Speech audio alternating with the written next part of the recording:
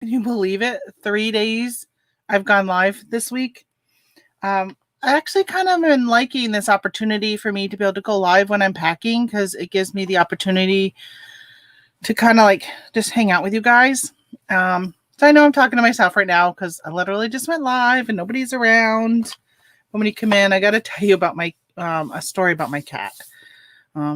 Let's see. I'm going to get my site set up here because I was running around grabbing my products so I'd have them around here so I didn't have to get up and go grab them from my tote. For those watching later on, you'll hear what I'm saying, not the people who are going to be popping in here in a few minutes. I know there's other people who go live at 8, or actually like Victoria's at 7:30. I don't think very many people from her show come into here though, so I think I'll be all right. I hate stepping on other YouTubers' feet that I follow, but at some point you just have to go live. If you wait till nobody else is live, you'll never end up going live. All right, so I have 10 orders. Let me just double check. Awaiting shipment. 10 for eBay today. I've got 1 for Etsy and 1 Amazon FBM. So if you want to hang out, you can see what I am selling on those platforms.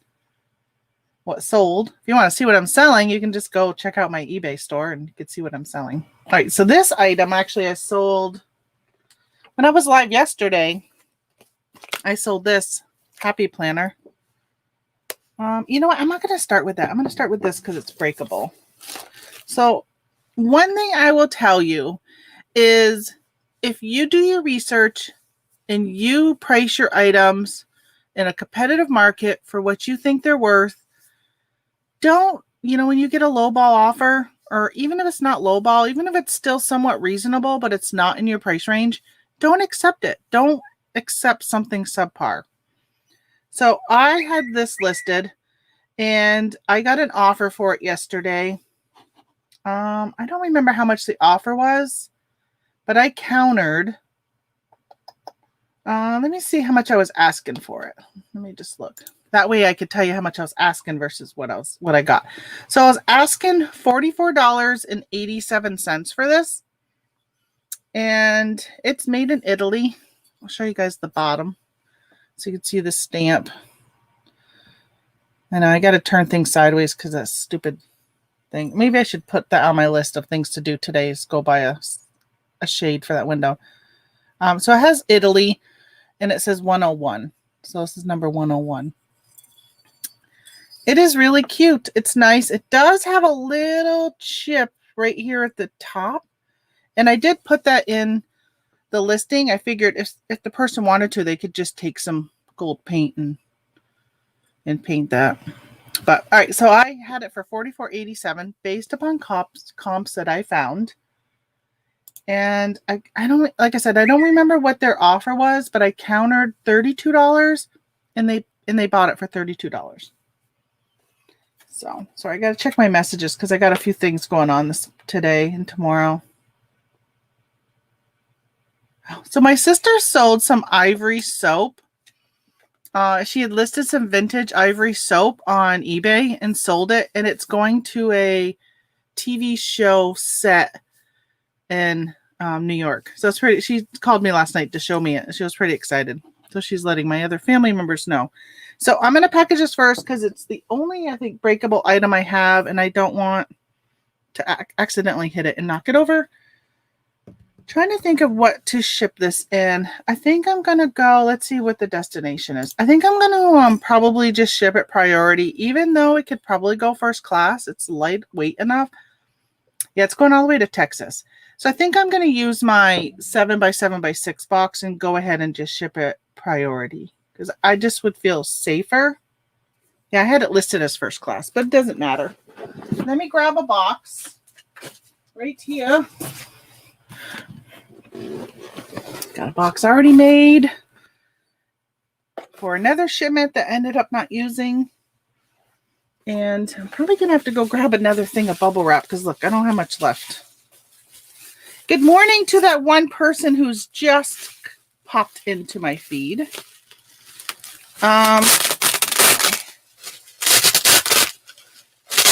Who knows? Could be my mama.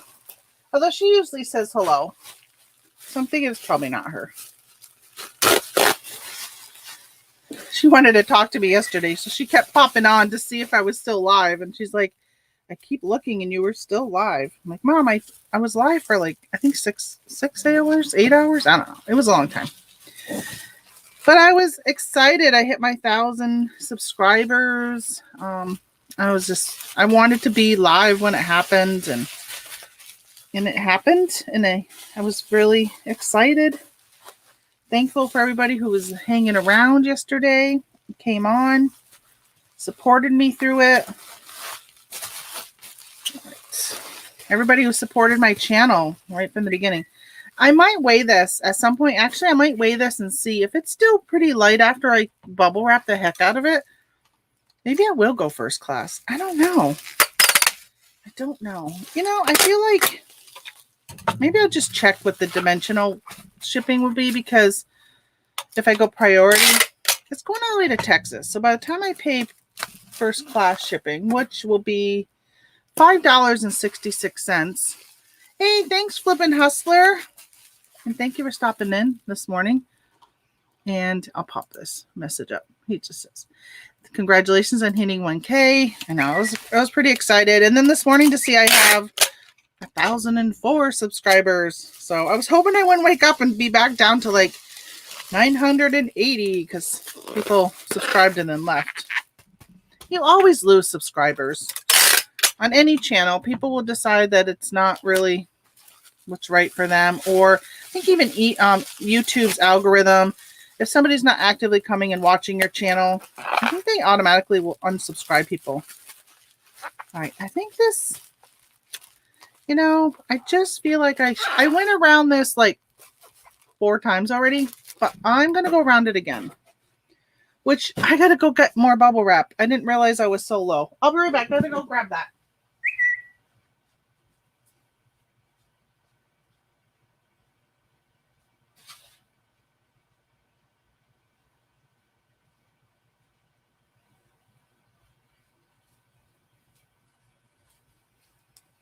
Well, that was quicker than it could have been. Last week, when I get this, it's stacked like 4 high, and they're all like taped together. So you have to like struggle and pull them apart. But last week, I had pulled some of them apart, so it actually helped. Helped today because I didn't have to struggle with that.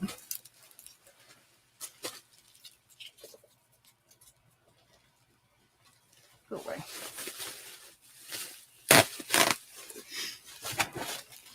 All right, so yeah, I'm going to put more around this.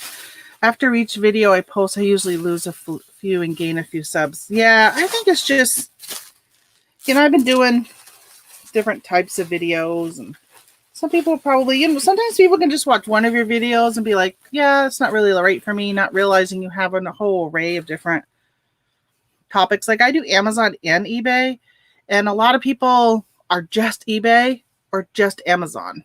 So if they came onto my channel and saw eBay, they're like, oh, no, she's not for me, not realizing I do some Amazon. And if they watch the Amazon and they see me talking about eBay, they're like, yep, see ya, I'm gone. But if they're doing like private label Amazon, then I'm not the channel for them because I don't do that. And there are some eBay sellers who are anti-Amazon. But you know, you can still learn a lot by watching, because I'll watch channels on what people are selling on Walmart.com or on Shopify, because it gives you ideas for your own business. Maybe not selling on those platforms, but just what to sell. So I'm sorry that text just keeps going. Maybe I will, I'm going to mute my phone. Because they are just chatting away. My mom and my sister-in-law are coming over tomorrow to do a craft thing. So they're talking about another craft project to do. But I said, I don't have time to go buy supplies today. So if somebody wants to do another project, they can, but somebody's got to bring all the supplies. Okay. I like using the eBay tape versus the clear tape, because when the buyer gets this, as you know, as a buyer, when you get something wrapped in bubble wrap, isn't it nice when you can see where the tape is? All right, I feel much better with this. Now, you remember, if you were here at the beginning, it was pretty small. It's in here pretty good. So I feel like I could drop this, and I'm not worried about this breaking. I'm going to put it in this box. So I like to put things diagonal if I have the opportunity, because most of the time when you see boxes that get damaged, it's because they put weight on this on the sides. Very rarely is it because this got crushed in or they hit this side, because this is really reinforced versus this part. So if I have something where I have something fragile or I'm worried about it, and if there's a way I can put it so if it hits this and this, it's not even going to affect it. You can't see where I'm hitting, but if I'm saying hit this or this, it's not going to affect it, then I'll do that. So in this case, it's perfect. It fits in here perfect. It is not going to move. That's the other thing about breakables. You don't want it to be able to move. So if I shake this, you can't hear it moving at all. And I was able to put it so it's diagonal, so I doesn't have to worry about it dealing with the crush on any sides or top or bottom or anything like that. I only sell on eBay for the moment, but I'm always down to learn. Yeah, you know, I think I sold on eBay full-time for, well, 2 years. Full-time, 2 years. I was part-time before that. Before I jumped into even thinking about Amazon. And I dipped my toe into Amazon for a couple months. And then I saw how successful it was. And I jumped in further. Now, I'm definitely by no far, I mean, like, not even close to some of, like, the big sellers. I mean, I wouldn't even call myself a big seller even remotely. I did, 130,000 last year. Some people do that in a month, in a week, in a day. But it's a perfect supplement to my other channels that I sell on. Okay, so this weighs 14 ounces. Maybe I should go to pirate ship for this. Oh, I even put down I was going to ship it in a 7x7x6 box. That's funny because it was priority. So, well, it's only, no, that's 7. I was going to say it's only $7.40, but that is priority. That's an envelope. $8.34. So, is it worth $3 putting it into this box? So, I got some first class boxes I could put it in, but you know, the sides are not. A lot of my first class boxes are. They're just really thin. They're not as sturdy as this priority box. I could reuse a box. I mean, I got Amazon boxes I could reuse. But sometimes I feel like the time that I sit here and think about it is time wasted when I could just use this box and ship it. So I am going to try pirate ship though, because being that it's 14 ounces, it could really make a big difference. Plus it is definitely within the cubic. So let me try pirate ship and see how that goes. I hope everybody is having a good morning. It is Friday, which how exciting is Friday. But if you are a full-time reseller, sometimes Friday means nothing to you. It's just another day of the week. What Friday means to me is I don't usually try and go sourcing on Friday, Saturday, or Sundays because they seem to be busier at the stores.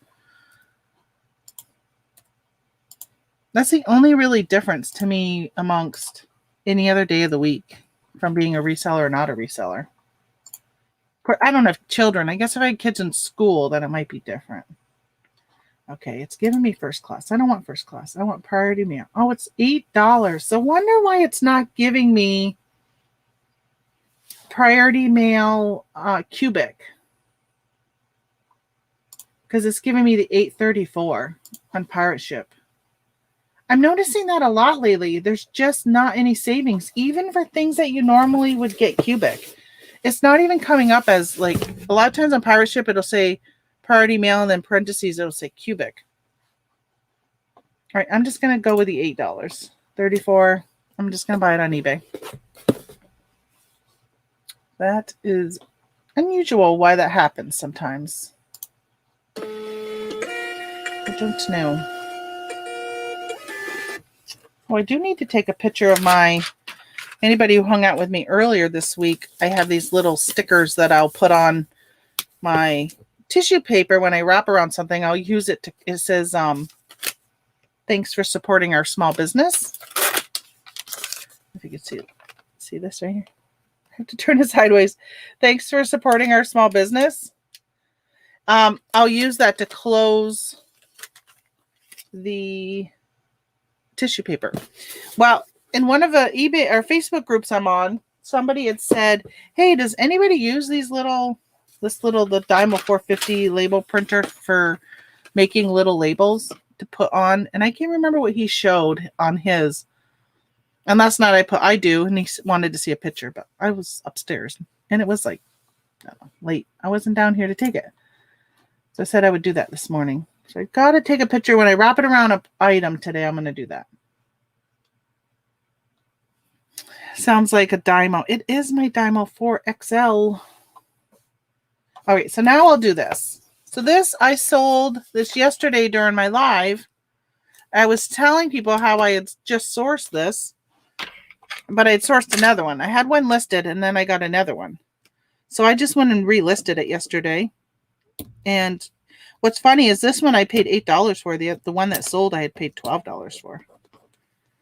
But I'm going to send them the one I paid $8 for, so I can just leave the other one filed away. Yeah, so it's a 2021. It's a faith planner. It's really nice if you do like Bible study and all that. It's a nice planner. So what I do with this one, and I bubble wrap this because it has these plastic discs on the side. I will bubble wrap that. So I'll take this 2 sheets. I fold over the first sheet so it's got a double bubble. And I will take that and wrap it around this part of it. So it's got double bubble on the discs. And then I will tape the other end to the double end. There. And then I'm going to put that in a priority mail bubble. And I'll put it in one of these. Priority mail bubble. I'm in so many Facebook groups, and it's so crazy to think that there's so many people who don't even realize you can get priority mail stuff from the post office for free. But I guess if you're just starting out and you've never sold before, you just don't know that type of stuff. So many times I would go into the post office to mail back when I would bring things in. Or, I mean, I still bring things in, but like I'd stand in line and stuff when I lived in Vermont. And the lady, somebody would come and they would say, hey, they would like bring this in, and they'd say, oh, I need to mail this. And she would say, oh, there's boxes over there. And she would have them buy the brown boxes or the white boxes that they sell. You know, the ones they actually sell in the post office that are like, don't say priority mail on them. She would sell them a box. They would package it up, bring it to the counter, and then she would say, well, you can go priority mail or parcel. Priority mail is this price. Parcel's this. It's like 3 cents difference. And they would say priority. I'd be standing in line and I'd be like, why didn't you have them grab a free priority mailbox? It drives me crazy that they were getting people to buy boxes when they knew the person was going to end up sending it priority. I don't know. I guess that's their job, right? To make money. Did you see? I saw in the news last night that the post office made money for the first time in like forever. And I'm thinking, wow, they made money even after paying out so many claims for lost packages. All right, this is 1 pound, 5 ounces. Hey, good morning, Craig. Thank you so much. Yeah, 1,000 subscribers. I was above 1,000 this morning. Hoping the trend continues. Let's see. 1 pound, 5 ounces. Priority mail.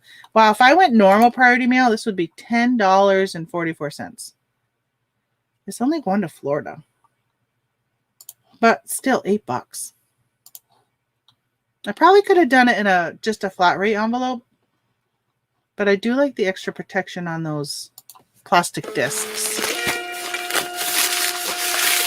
Yeah, I was going through, I knew I had refunded some people for postage. I mean, for their items because of the delay in postage.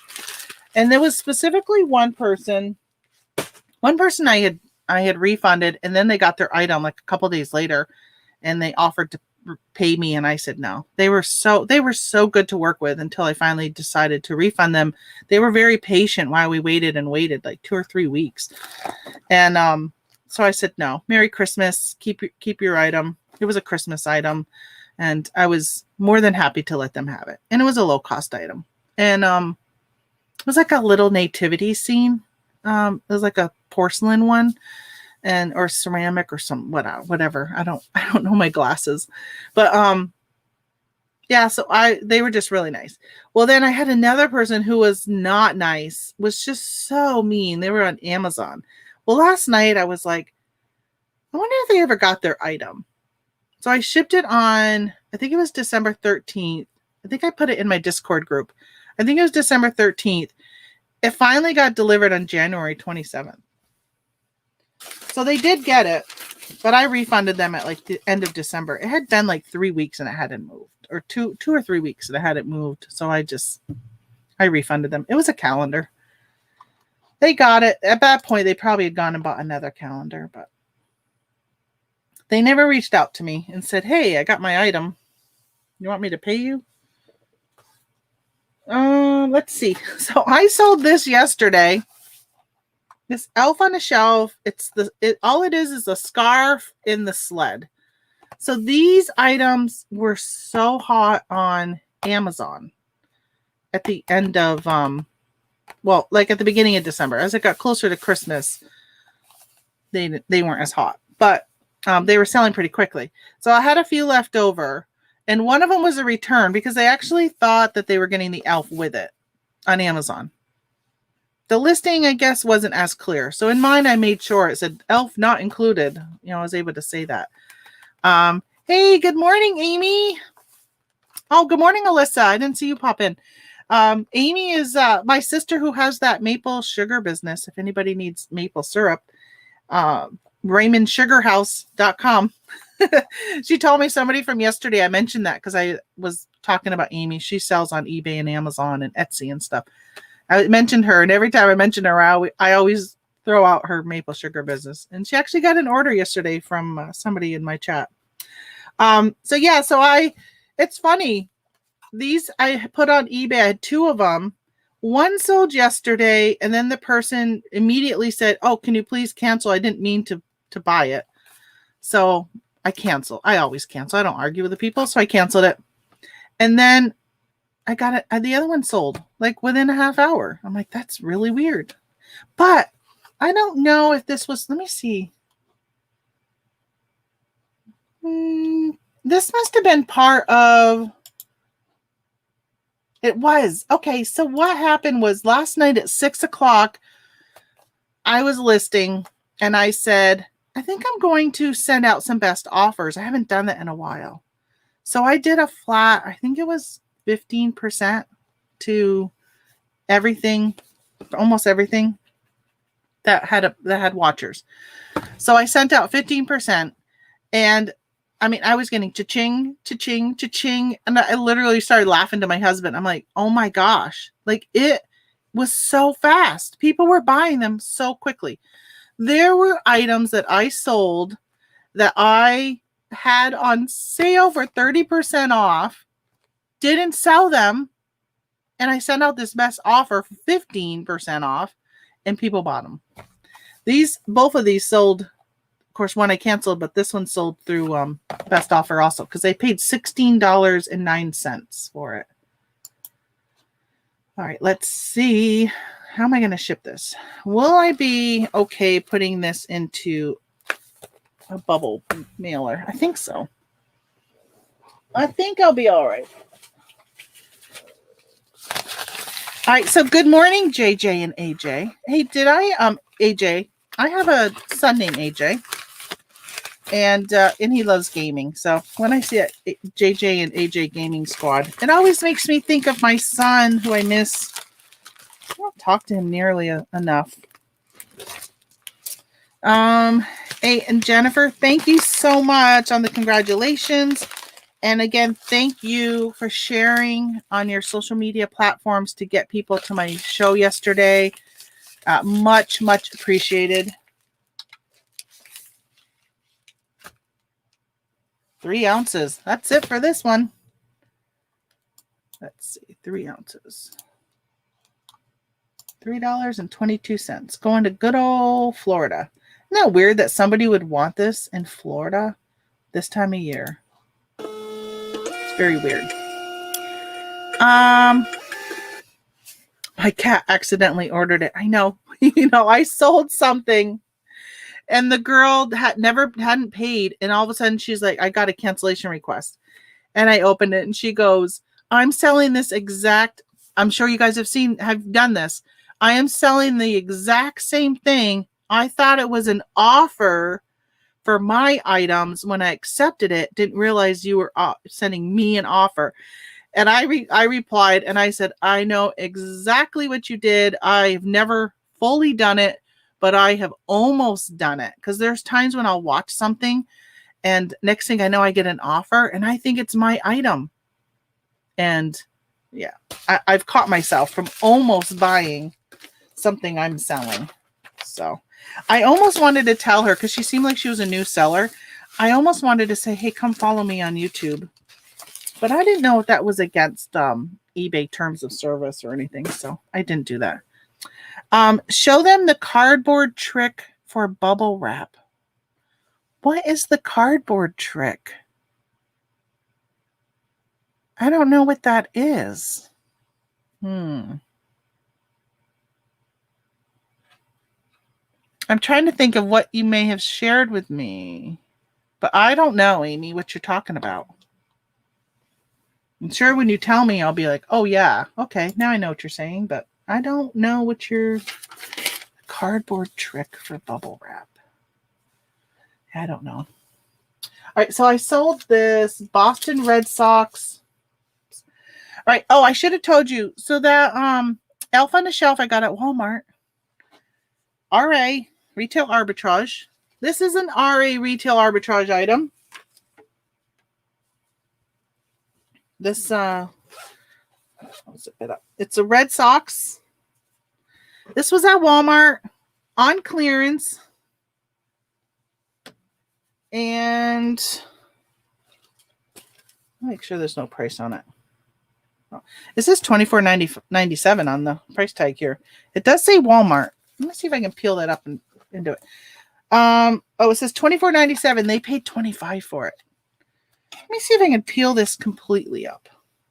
Oh, the razors I showed you. What did you do? I don't know, Amy, did you come in when I was doing the bubble wrapping and showing how I was doing the double? Okay, you know what? I can't pull that up. You know what I'm going to do? Thanks for supporting our small business. I'm going to put this right over. I put it right over that. Right over the price tag. Oh, well. So yeah, so I picked these up. I think I got these for like $7. I'm pretty sure I paid $7 for some because I'd gotten quite a few of these. And then I got some for $5. So my sister-in-law had bought some with me, or I bought her some. That's what it was. I was at the store and I took a picture and I said, because they had Patriots and Red Sox. And I said, anybody in my family want these in our group chat? And she's like, yeah, get me one. I think maybe it was one of each. I don't know. Well, when I saw her that later that day, it ended up being, it was either too big or too small. So she brought it back because there was quite a few of them. And she brought it back and I said, you know what? Why don't you buy them? No, they'd gone down. She told me, they'd gone down to $5. And I said, you know what? Even though it was only a $2 difference, I said, can you buy them all? Whatever they have, buy them all for me. I think they had maybe like only 10 left. So she bought them all so I could so I could sell them. So I think some of them were $5 and some of them were $8. So no, take extra cardboard and wrap it around the flimsy cardboard, then put in a bubble mailer. Okay, I didn't sell any of those razors today. I just sold some of those. I've sold like 2 of those razors in the last week. So what she's talking about, I'm going to use a bigger bag. You grab one of these larger bags. They're a little bit bigger. Oh, so it doesn't get crushed. Yeah, so earlier this week, I'm not selling any of those today. Earlier this week, I had some razors I was selling, and so it's cardboard, but on the front is plastic. So she put a piece of cardboard on the front of it and then wrapped the bubble wrap around it. So it just would give that extra thing. And then you can put it in something like this or a bubble mailer and not have to worry about putting it in a box. And I do that for a few items I have. I'll just do a little extra stuff like that just so I can keep it first class, especially if it's going to make a difference between a bag or a box in the price of shipping. There are so many shipping tricks that you can learn to save money. And I think there's still things that I probably could learn because, if you go from like 4 ounces to 5 ounces, the price goes up. And there's times when there might be something you can do to make it just 4 ounces and save you a few cents. And if you're selling enough stuff, that can add up over time. This one's 12 ounces. So there were some boxes that I sold.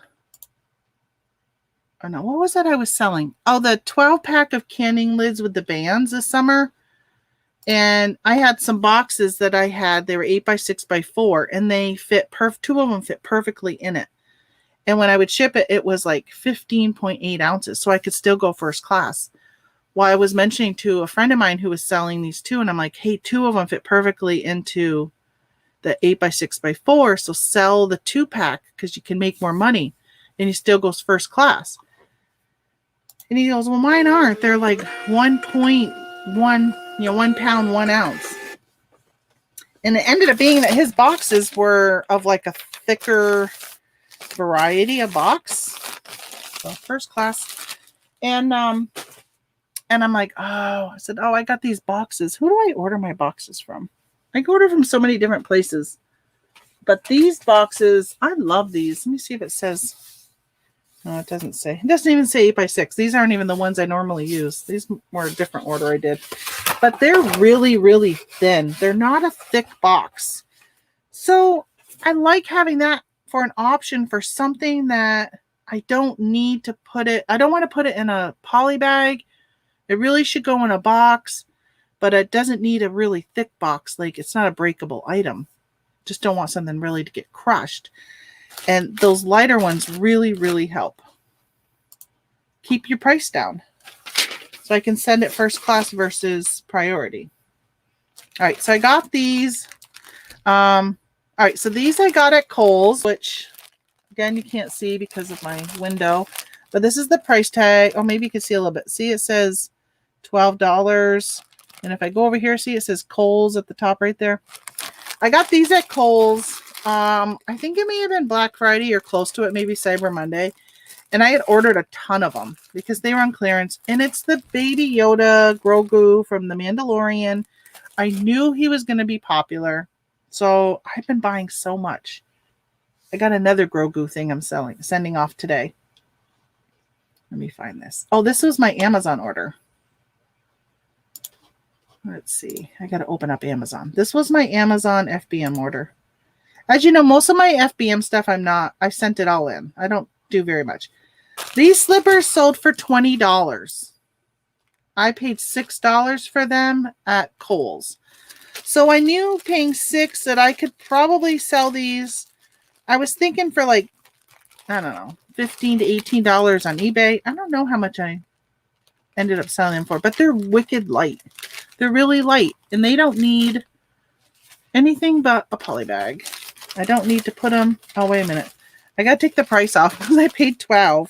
Oh, you know what I'm doing is I'm not taking the price off. I'm taking them out of this bag, and I'm not mailing them in this bag.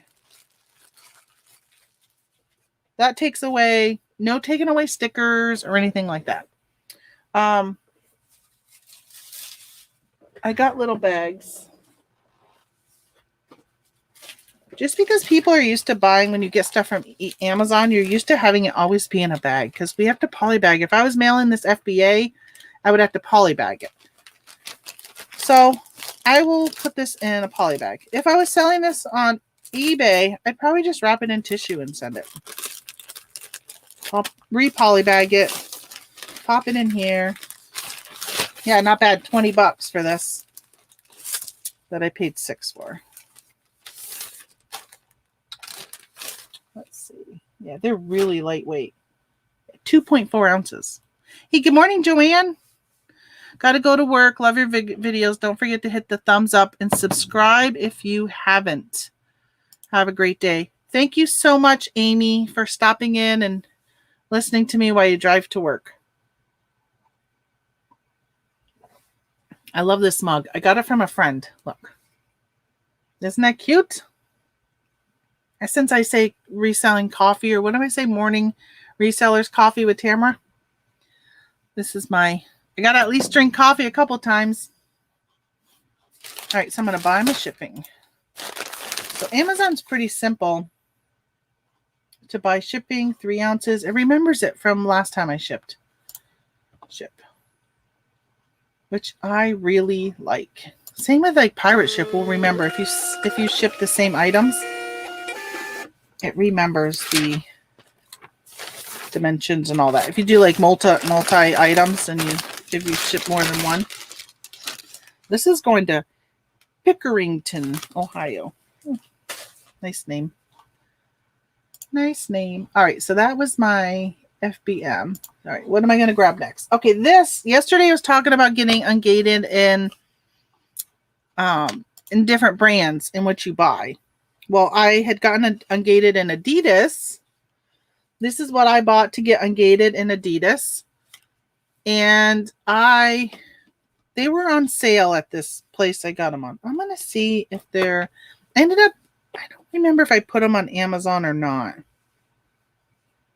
Sometimes getting ungated on Amazon, you don't do it to always make money. It's just to get you ungated. All right, so now they're only going for $11 on Amazon. I paid $5 for them each. And this one I sold for $16 on eBay. I'm okay if I break even when I pay for something to get ungated. So in this case, $16, I paid $5. It's probably going to cost, they're really light. Probably cost $3 something to send it. So let's say $4. So that's $9. I'm still up $7 plus whatever minus the fees. So I'm gonna do this in tissue paper. So there was a whole conversation on a Facebook group I'm in about wrapping stuff in tissue paper. Oh, I know what it was. The lady had saw my kitty, if you're in here. She came on and was watching my live yesterday and saw me talking about wrapping in tissue paper. And she said she used to wrap all of her clothes in tissue paper. And then one time one of her friends said, have you ever seen what it looks like when it gets to the customer? And so her friend sent her something wrapped in tissue paper. And she said it was just a complete mess. I still do it. I'm still going to probably do it. Mine are like little things like this. I don't know if it makes a big difference, but see that where it says, thanks for supporting our small business. It's just a place for me to be able to put my sticker. It's not really there to protect anything. I'm going to take a picture because they wanted to see this in that Facebook group, how I use those stickers. I'm going to just say, there we go. Yeah, so I print these with my little Dymo 450 that I use for my Amazon product labels. And it just says, thanks for supporting. But you could say anything. You could be like, thanks for leaving me a review. Or, some people say things like that. You can say anything you want. But I just like to say thanks for small business because I think it's important for people, if they're buying from you, to realize, because not everybody understands how eBay works all the time. Sometimes people think they're actually buying from eBay like they buy from Amazon, but so many Amazon shoppers don't even know they're buying from people like you and I on Amazon. So by doing this, it just kind of reminds them that, hey, you just bought from a small business. You didn't go and buy, even though it's a big brand like Adidas, you're not going and buying it directly from Adidas where Adidas keeps all the money. This is portion of that is going to this small business, me. What quantity did you have to purchase to get ungated? So you have to purchase at least 10 of an item. And, you know, it's funny because a lot of distributors and wholesalers, well, specifically distributors, they know that. Like, for instance, to get ungated in toys, a lot of people use EE distribution. So they will put their things in sets of 6 or sets of 8, which makes you buy 12 or 16. So they I know they purposely do that.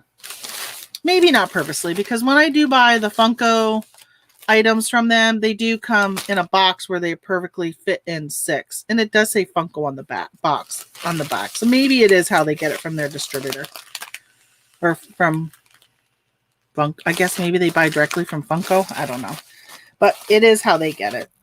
So I do make a difference when I'm sitting there. It does make a difference when I'm sitting there looking at what to order to get ungated. If I have to order 12 of something, if the price per each is expensive, then I might look at something else. I talked to you yesterday about how I tape down my edges, because somebody had said one of the things is when you fold your envelope over, because I like to have it be more snug, not too snug, because I need to be able to open this or cut it and not cut the product. I will tape it because they've said that mail will get in there and get stuck. So people will get other people's mail. Which I don't know if you've ever gotten that. I've gotten it in magazines. I've been flipping through a magazine before and there'll be somebody's mail in the magazine. So then I got to throw it in the mailbox and say, not at this address. So this weighs 1 ounce, 1.4. So it's only 2 ounce. $3.22. Sold it for $16, paid $6. So yeah, these have been slow movers on eBay, but they're moving. I think I may have bought more than 12 when I bought these. I think they may have came in more than 12, but they were like on clearance on this website, and I thought, oh my gosh, I've hit the jackpot. Hey, good morning, Maggie. And good morning, Eric. Can't really blame the distributor, though, for doing what they do, knowing you use them. Exactly.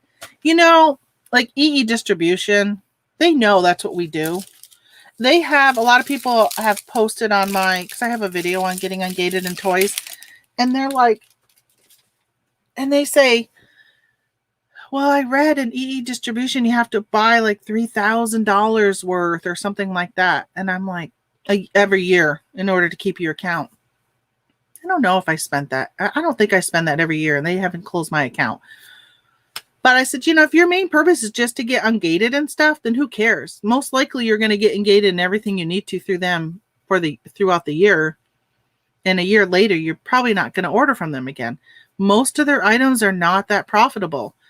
There are some things I've ordered from them that when I was doing tactical arbitrage, which is an online arbitrage way of sourcing, and I did that for a little bit last year, and I had them run through EE Distribution's retail website, and they came up with stuff that was profitable, but the stuff was back ordered. And this was in January last year. And I said, okay, I'm going to go ahead and order these items. They're back ordered. When I get them in, I'll sell them. Well, the price had gone down so much by the time I got them, because some of them I wasn't even getting until November. I had ordered them in January and I didn't get them until November. And the price had gone down so much that I actually took, they charge you a fee if you cancel. And I actually said, you know what? I'm just going to cancel some of these orders because the prices have tanked on them. And I just don't see where I'm going to make any money, that I'd rather cut my losses at this point and pay that fee than to pay how much I would lose if I actually paid them and then sold them at a loss. I could have probably hung on to them, but I'm not sure. Funkos are so like this. And there's been a lot of talk that Funkos are going to become the new Beanie Babies, where at some point they're going to be like no value at all in them. And there are some older Funkos that still are, you can't even sell them for $2. So I just didn't want to take that chance. So I cut my losses. All right. So I bought a ton of these from a liquidation company. It's Paperage is the brand name. It's just a lined notebook. It's just a plain old lined notebook, but it's, nicely bound. It's nice looking. And I got a ton of these. How much did I pay a piece? Let me see how much I ended up paying a piece. It's in my custom SKU. $2.41 when you include the shipping and everything for all of them. So I paid $2. Well, these I don't even know. I still have 31 of these left. I think I bought like 200 of them. I've been continually selling them like all the time. I bought them last spring and I sell probably 1 or 2 a week. I mean, it's pretty regularly. I sell these. It's really kind of weird because I have other books, but they don't sell. But this brand for some reason sells. I've never heard of it. All right. I sold one of these to somebody in prison. It got returned. And the mother says she thought she was buying from eBay, the company. So she thought it was going to be shipped with eBay's return address. And they don't take anything unless it comes from an actual company. And it gets shipped with my name and address as returned. So it got returned. It got denied and returned back to me. So I ended up refunding her. But she's like, oh, I thought it was going to come from eBay. And so, again, that's why I like to remind people that I'm a small business. I'm not big eBay. A lot of people just don't know. All right. I could have fought it with her because eBay would have made me not have to refund her. Wow. I might have to raise my price because shipping is now $5.98 for this. So let's say $6 because it's going to California. $6. I paid $2.41, right? So there's $8.41 in fees already, and I only sold it for $12. I'm gonna have to raise my price. That may have been a best offer. I bet you because I sent best offers out yesterday. She got 15% off. So I don't think that's what my normal price is on that. Oh well, it's only one of them. I'm definitely going to check my my asking price though. I bet you it's not that low. I think I asked more for that. But who pays $12 for? Sometimes I just shake my head when I sell something. Like, who pays that?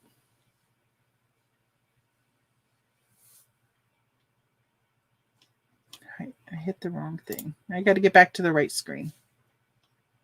All right, next. We were talking about Baby Yoda earlier. So this is another retail arbitrage item.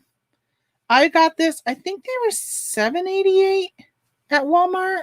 I think. Oh, $7.98. I just looked at my custom SKU. $7.98. And I saw Paul Antonelli had one on that he got. It was, I think, the Christmas one, which I have. Sorry, turning it around because I see some like lint. Paul Antonelli on his channel had one on at Christmas time that you can get from Walmart. I personally own that one too.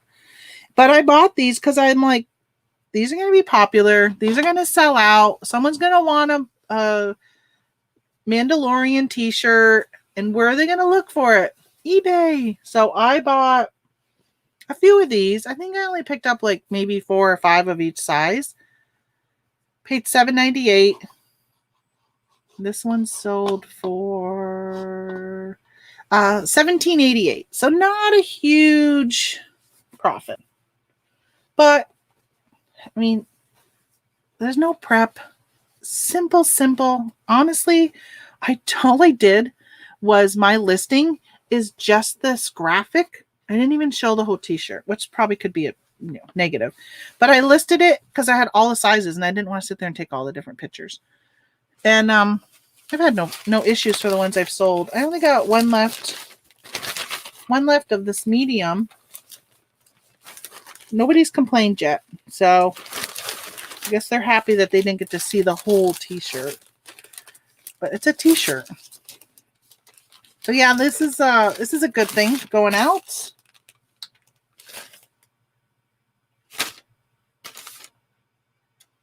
Seven ounces. So let's see, I paid $8 for it. I'll say 8, rounding it up.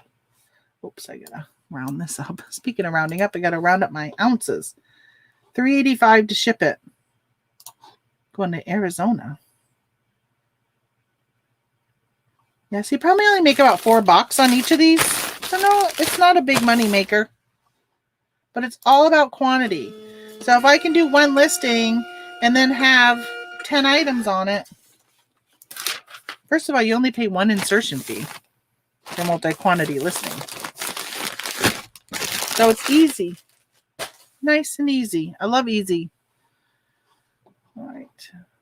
So what's everybody got planned for this weekend? Anything big going on? What about Valentine's Day? Anybody doing anything special for your loved one? If you have one, a loved one. I got to figure out what to do with my husband. I don't know what we're going to do. All right, this is another liquidation lot sale. These are some like sweatpants. Ouray. O-U-R-A-Y. I don't know if that's how you say it. They're a 2X.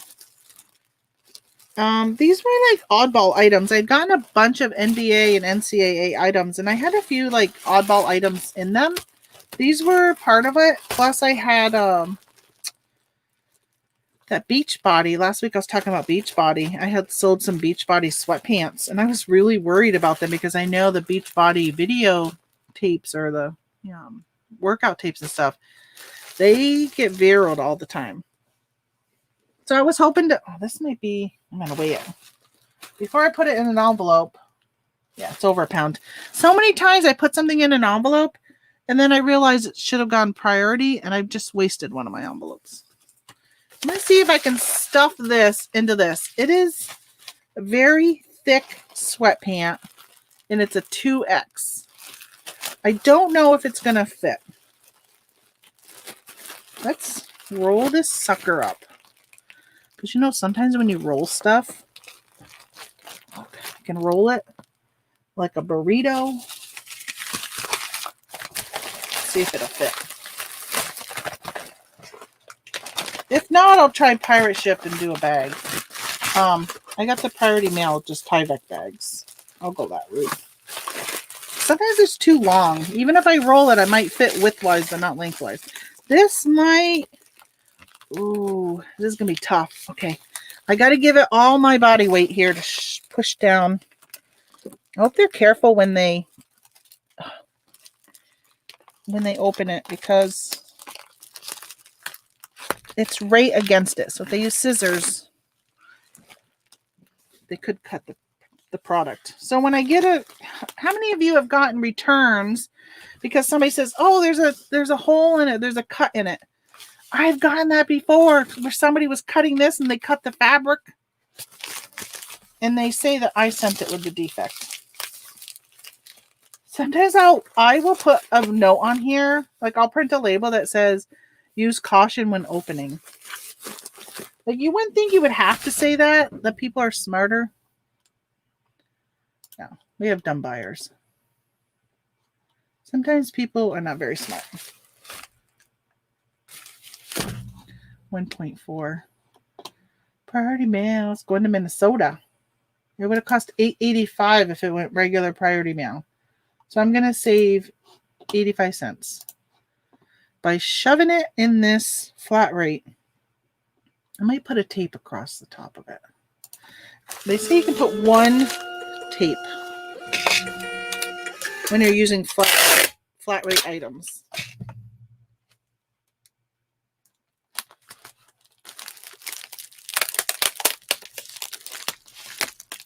just in case, because some of it is just barely sticking. I'll be honest. It's just barely fitting here. Very, very tight. There, nice. And in there. There it goes. Off it goes. I can't believe how many sales I got from those best offers. I was really surprised. And I can tell you, as I was selling these items, I knew they were from the best offer because most of my items end with 77, 88, or 98 cents. And so when you sell something that's $16.09, I know that, oh, that's from a sale. Like this was $13.39. Right, so this was part of my best offer, which is odd because I just listed these. I didn't realize I sent best offer to stuff I just listed. So I sold some Happy Planner refill paper.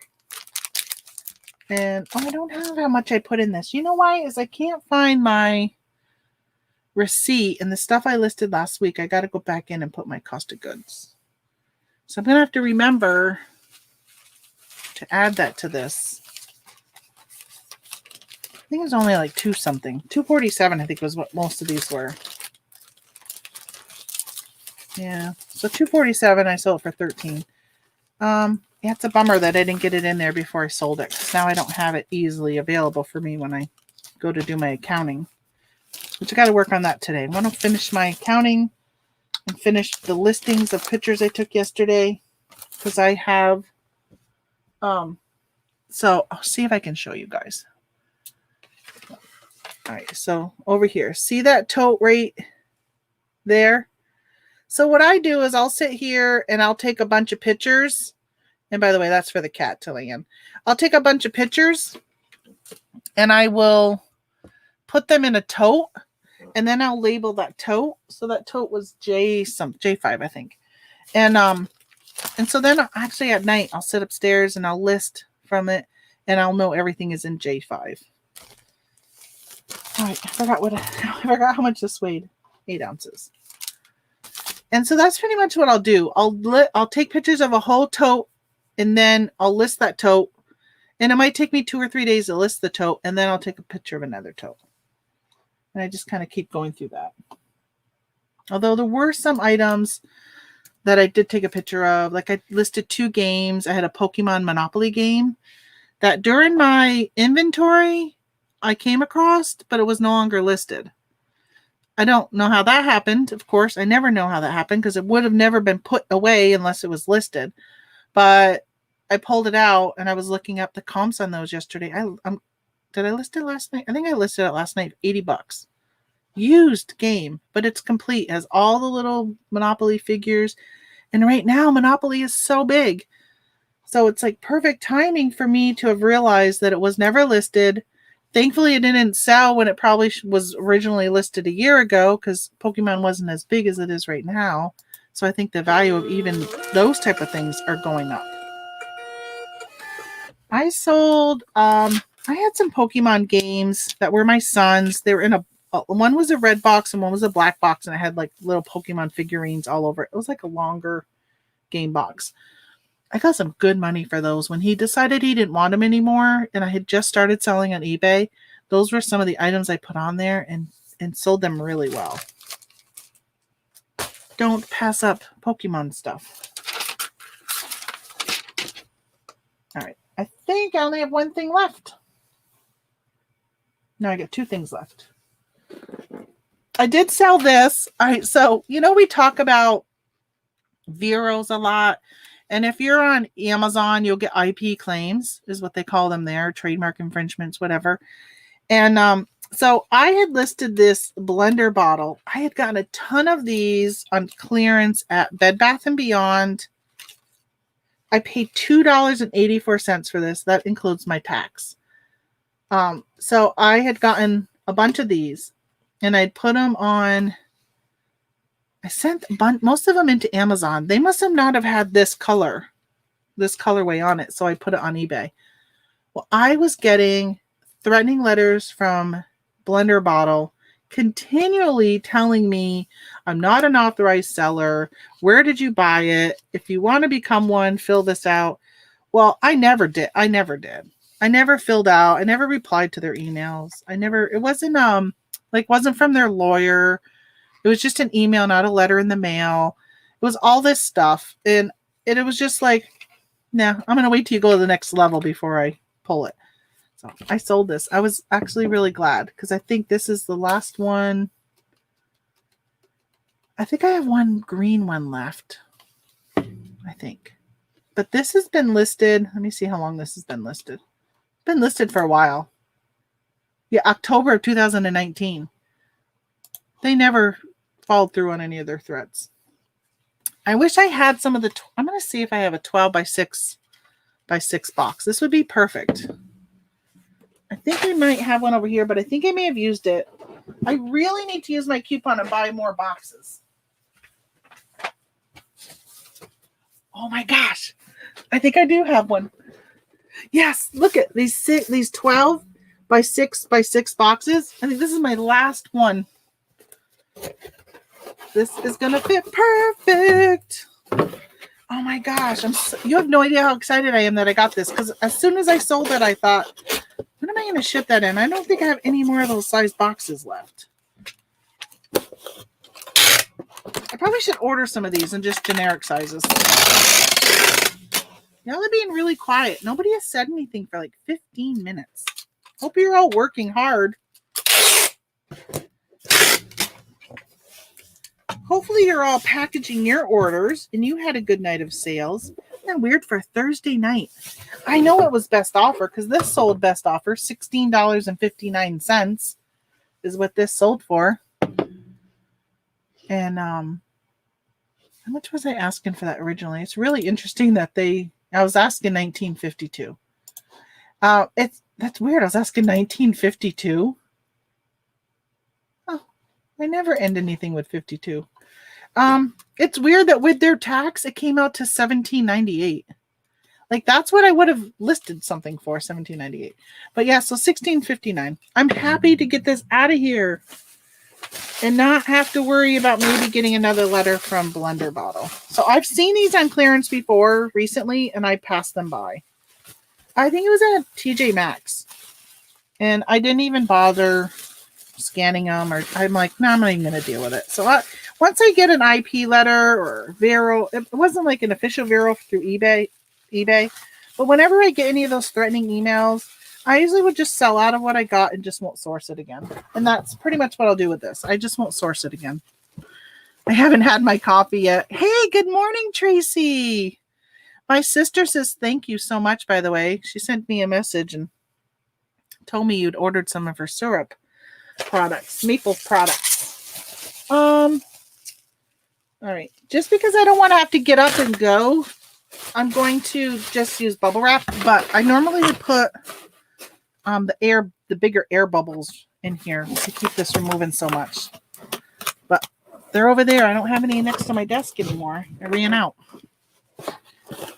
I'll try and keep most of my stuff over in another area, which I did a tour of my space last week, I think it was, if you watched that video. So I keep most of my stuff over there, but I bring small amounts over here, like 5 or 6 of something, 5 or 6 boxes of each size. I usually will have handy if it's a box I use all the time. Like I don't use the regional rate boxes very often, so I don't keep any of them here. Nor do I use any of the flat rate boxes, just the flat rate envelopes. So I don't keep any of them here. But I have them. Because there is that rare occurrence that I'll be like, oh, I'm going to have to use a flat rate box. So for instance, I have a ton of, I shouldn't say a ton. I always say a ton. Do you ever do that? You say something and you're like, no, that's not really what I have. I got a lot of magazines, Game Informer, I think they are. I got to list them. They were something that was listed that wasn't no longer listed. So I got to retake pictures because I don't know where those pictures are. But those are something I would list and send in a flat rate box because they're heavy and magazines cannot go media mail unless they're vintage and the ads in them are no longer relevant. If the ads are relevant, then you cannot. Like you couldn't send Today's Women's Day as media mail. because the ads are still relevant. I heard a weird noise. Sounds weird. All right. 14 ounces. Let's see. 14. And that's 12 by 6 by 6. $5.98. Where's it going? Washington State. Gosh, why? I got a lot of West Coasters.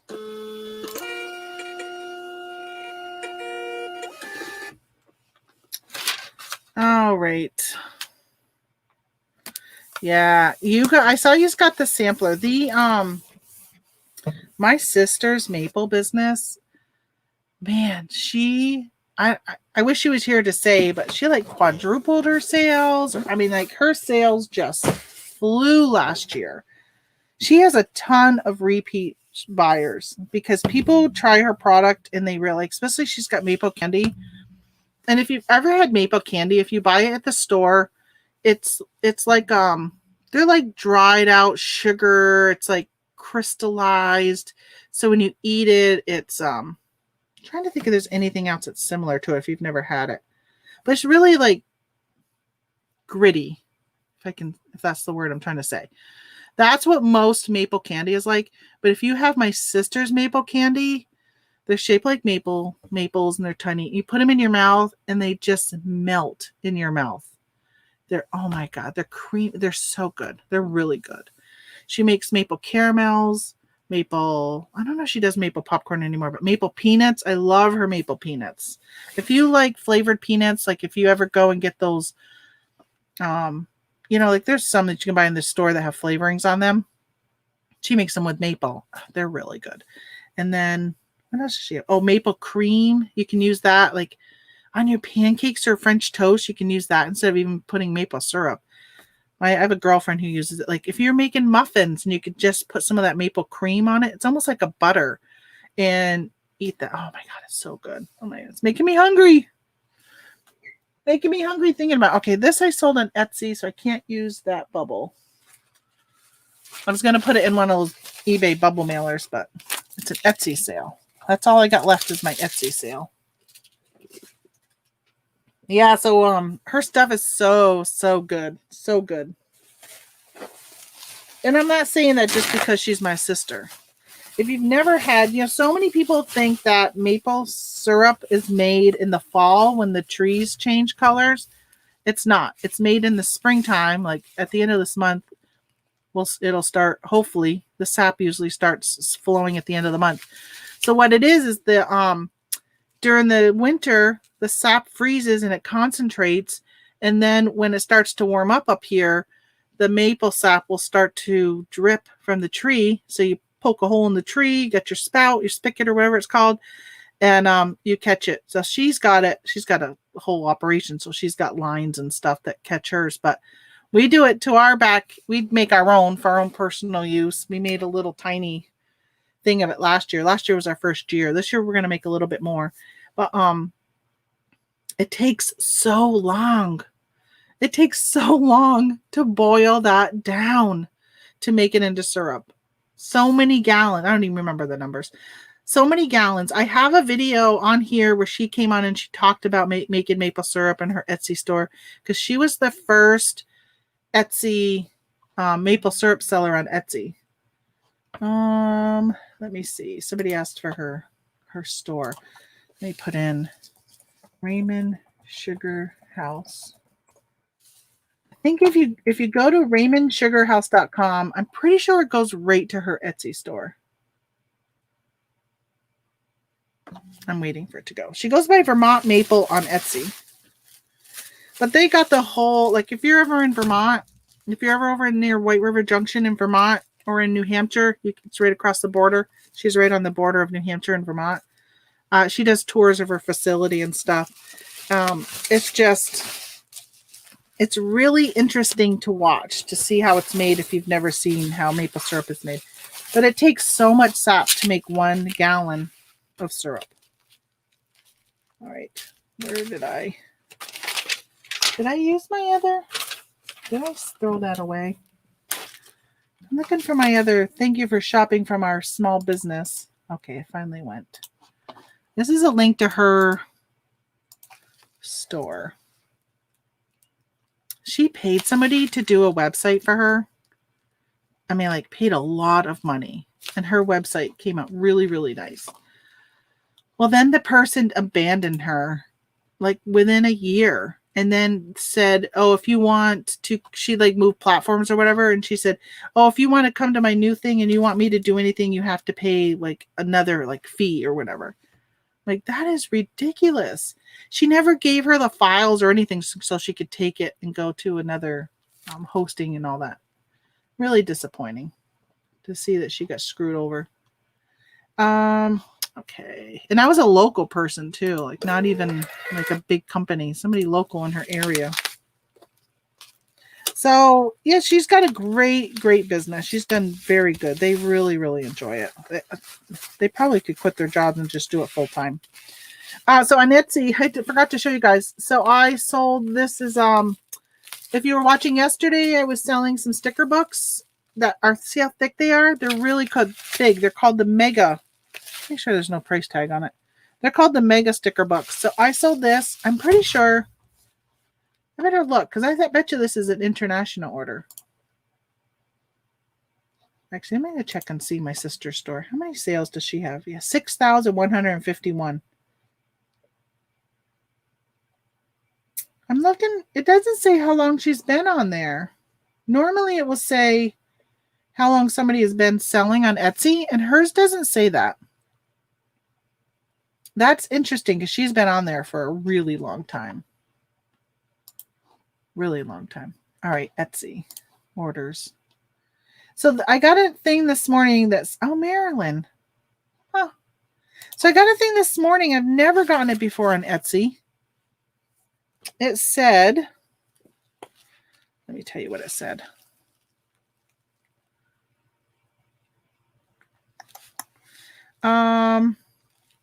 Yeah, it says processing Etsy order. I've never gotten that before. We wanted to let you know that you have a pending sale of one item. We're still processing your order and we'll follow up with a confirmation email as soon as this is complete. So I thought, okay, it must be an international order and they're waiting for like the international stuff to clear. Like the banking stuff. But no, it got paid via Etsy payments. No, they're from Maryland. I don't know. That's weird. So that was on Thursday. Must have been at night because I didn't read it till this morning. So it must have been in the middle of the night. Let me see if it says what time. Yesterday. Oh yeah, 10:58. I was sleeping. And then at 7:51 it was all clear. So that I've never had that happen before. Where they've said that. I wonder if I should tape this. I don't have any of my clear tape. Forgetting to go grab some clear tape. All I got is Etsy tape near me. So, all right. So it's going local. So not cross country or across the ocean. But it's going across the ocean. I just make sure I tape my bag up a little bit more. And it's just going to be traveling longer. I should check and see if my customer in Luxembourg got her stuff yesterday. I'm hoping. I wish I had some tape because I really would like to tape this. It is what it is. Going like this. So that's all my sales. Oh, it says I'm shipping this part. Gosh, why don't y'all remind me to weigh this heavy item before I put it in the bag? Remember I said I hate when I do that? I just wasted this bag. Because now I'm going to put it in a bubble mailer. Because it's priority mail. Although if it goes regular priority mail, it's only $7.96.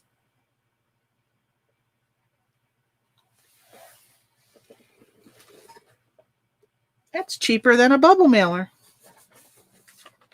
I'm going to put it in one of these. That way, it's going to be double bagged. These priority Tyvek are free. Why not use it?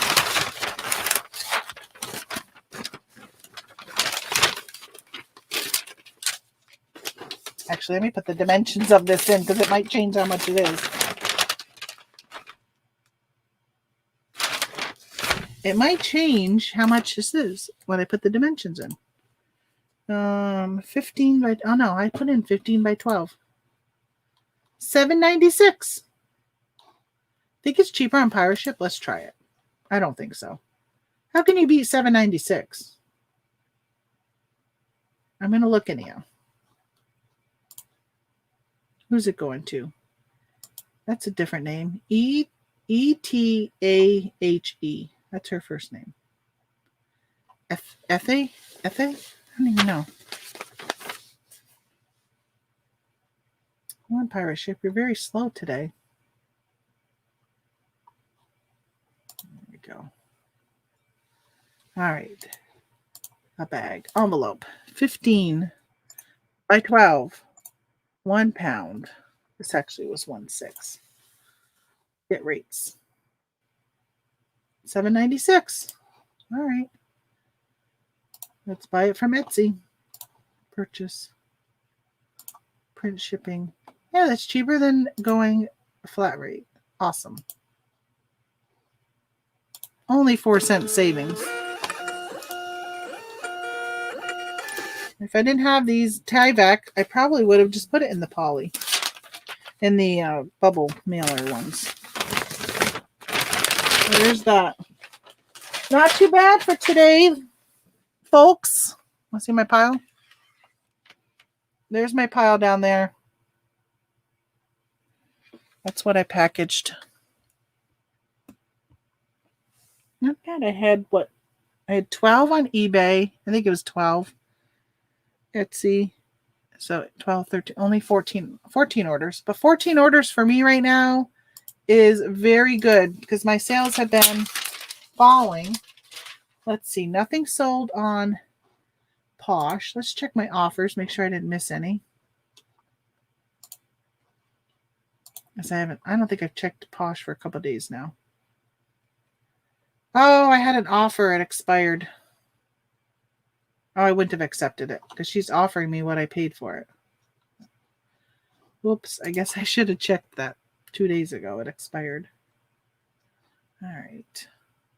Somebody messaged me on something that I sold wanting to know whether or not I still had it. And I said, no, I've sold out. And she was bummed. She goes, oh, thanks. Bummer. Pennies makes dollars. Yes. I love. Hey, hello, Wayne Trading Company. It's a new name in here. Welcome to the channel. My coffee is not very hot anymore. And let's just check Macari. I don't remember getting any notification. Oh, there's a little message here. What's this about? Oh, I have an offer. Sell for 12. I'm asking 15. I think I might accept that. Because these are the reasons why. It's only $3. But I don't usually leave a lot of room for offers in my items. So I usually look at other factors. How much is it going to cost to ship? Because you know I do free shipping. I'm almost positive I do not have free shipping on Macari when I relisted stuff. I thought I would test out not doing. I don't have free shipping. Oh, I am so going to accept this offer. All right. So most of the time I have free shipping. So if this was eBay, I would be like, all right, $12. What was my cost? What is shipping? All right. Now what is my profit? Because I don't always leave a lot of room. And I do that purposely because I want to give a good price so I sell stuff right off. So I don't have to deal with offers. On eBay, I don't usually add best offers until my item has been listed for at least 2 weeks. And then I go back every maybe once a month. I remember to do it. I'll go back and say, okay, let's look at this time frame.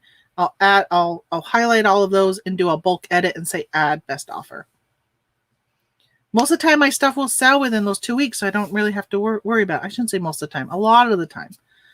So with this one, a $12 offer, they have to pay shipping because I was testing that out on Macari because I went and deleted everything off Macari. Then I relisted only, as you know, I've been selling some planners, only my 2021 expiring planners. I mean, they don't expire till December, but you know. So I listed those. So in this case, you know, We're in February. My planner sales have slowed down immensely. And I paid $3 for this planner at Walmart on clearance. So $3, they pay shipping, sell it for $12. I'm going to earn $10. So I'll make $7 on this. Accept.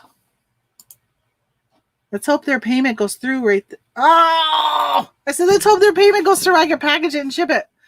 Sorry, it looks like there's a problem with their payment. Oh, gosh. Oh.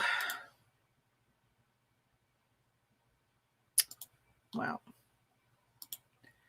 So, pooey on that. I thought I was going to be able to sell that, but yeah. Oh. Oh, you accepted her offer. Yeah. All right. So, I don't think I have any sales, though, on Mercari. Let me just double check.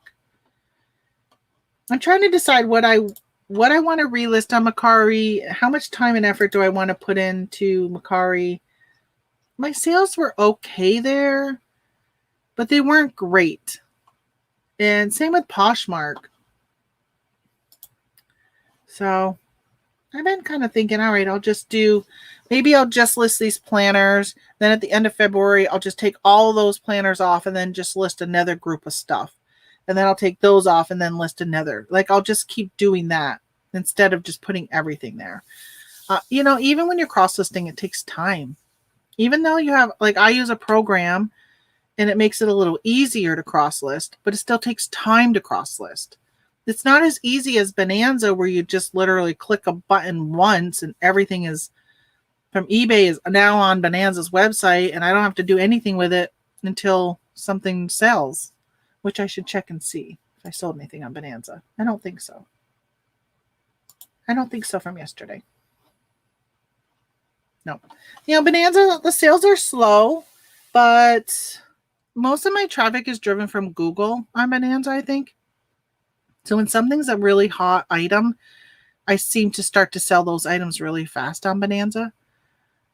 I do like that I can manually enter some stuff into Bonanza and not have it go onto eBay. So if I got a Vero on eBay, I can throw it up on Bonanza. But I've gotten a Vero on Bonanza for Jelly Belly jelly beans. I could sell them on eBay, but Bonanza takes them down.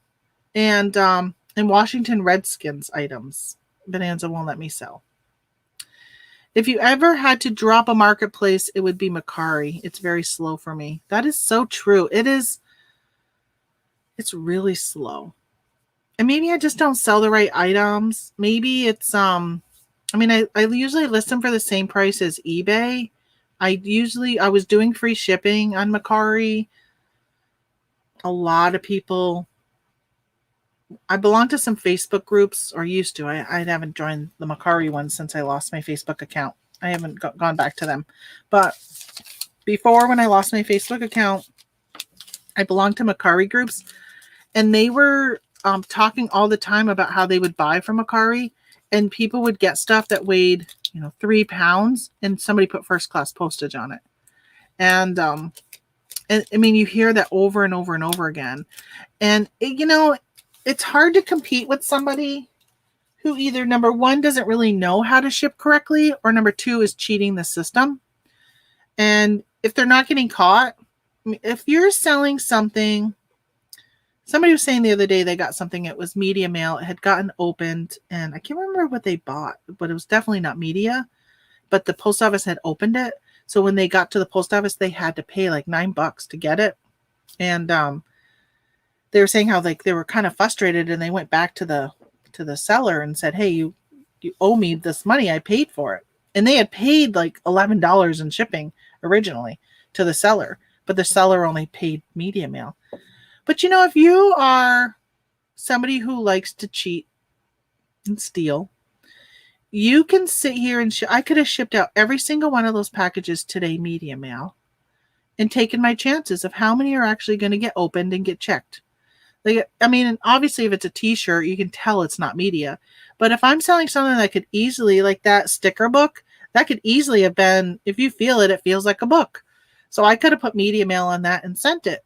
And unless they open it and check it, which they don't have the time to check 100%, then you take your risk.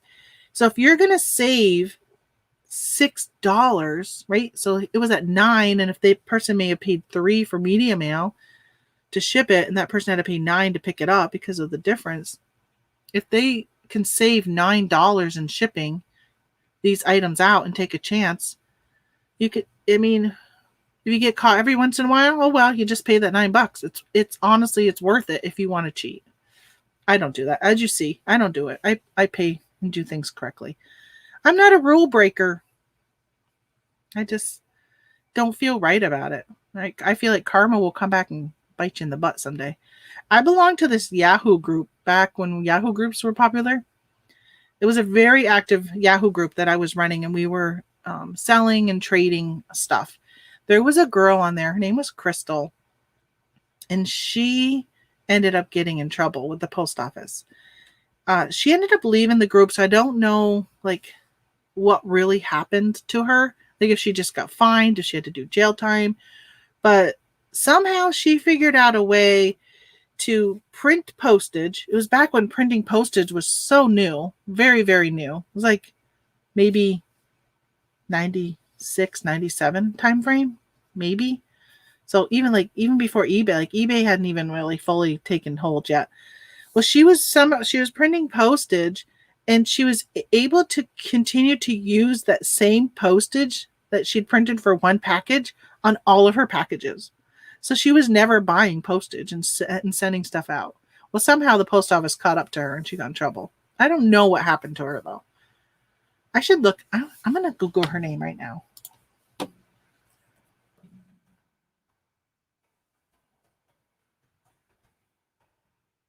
I'm spelling it wrong. Let's see. I don't know if I know what she looks like, in case her picture comes up. What would I put in? Let me, if I put in USPS fraud. I don't know if it will be this, if it's been this long, if I'll see anything. But that'd be really interesting to find something. Yeah, nothing's coming up on the first page. I think I'm spelling her last name correctly.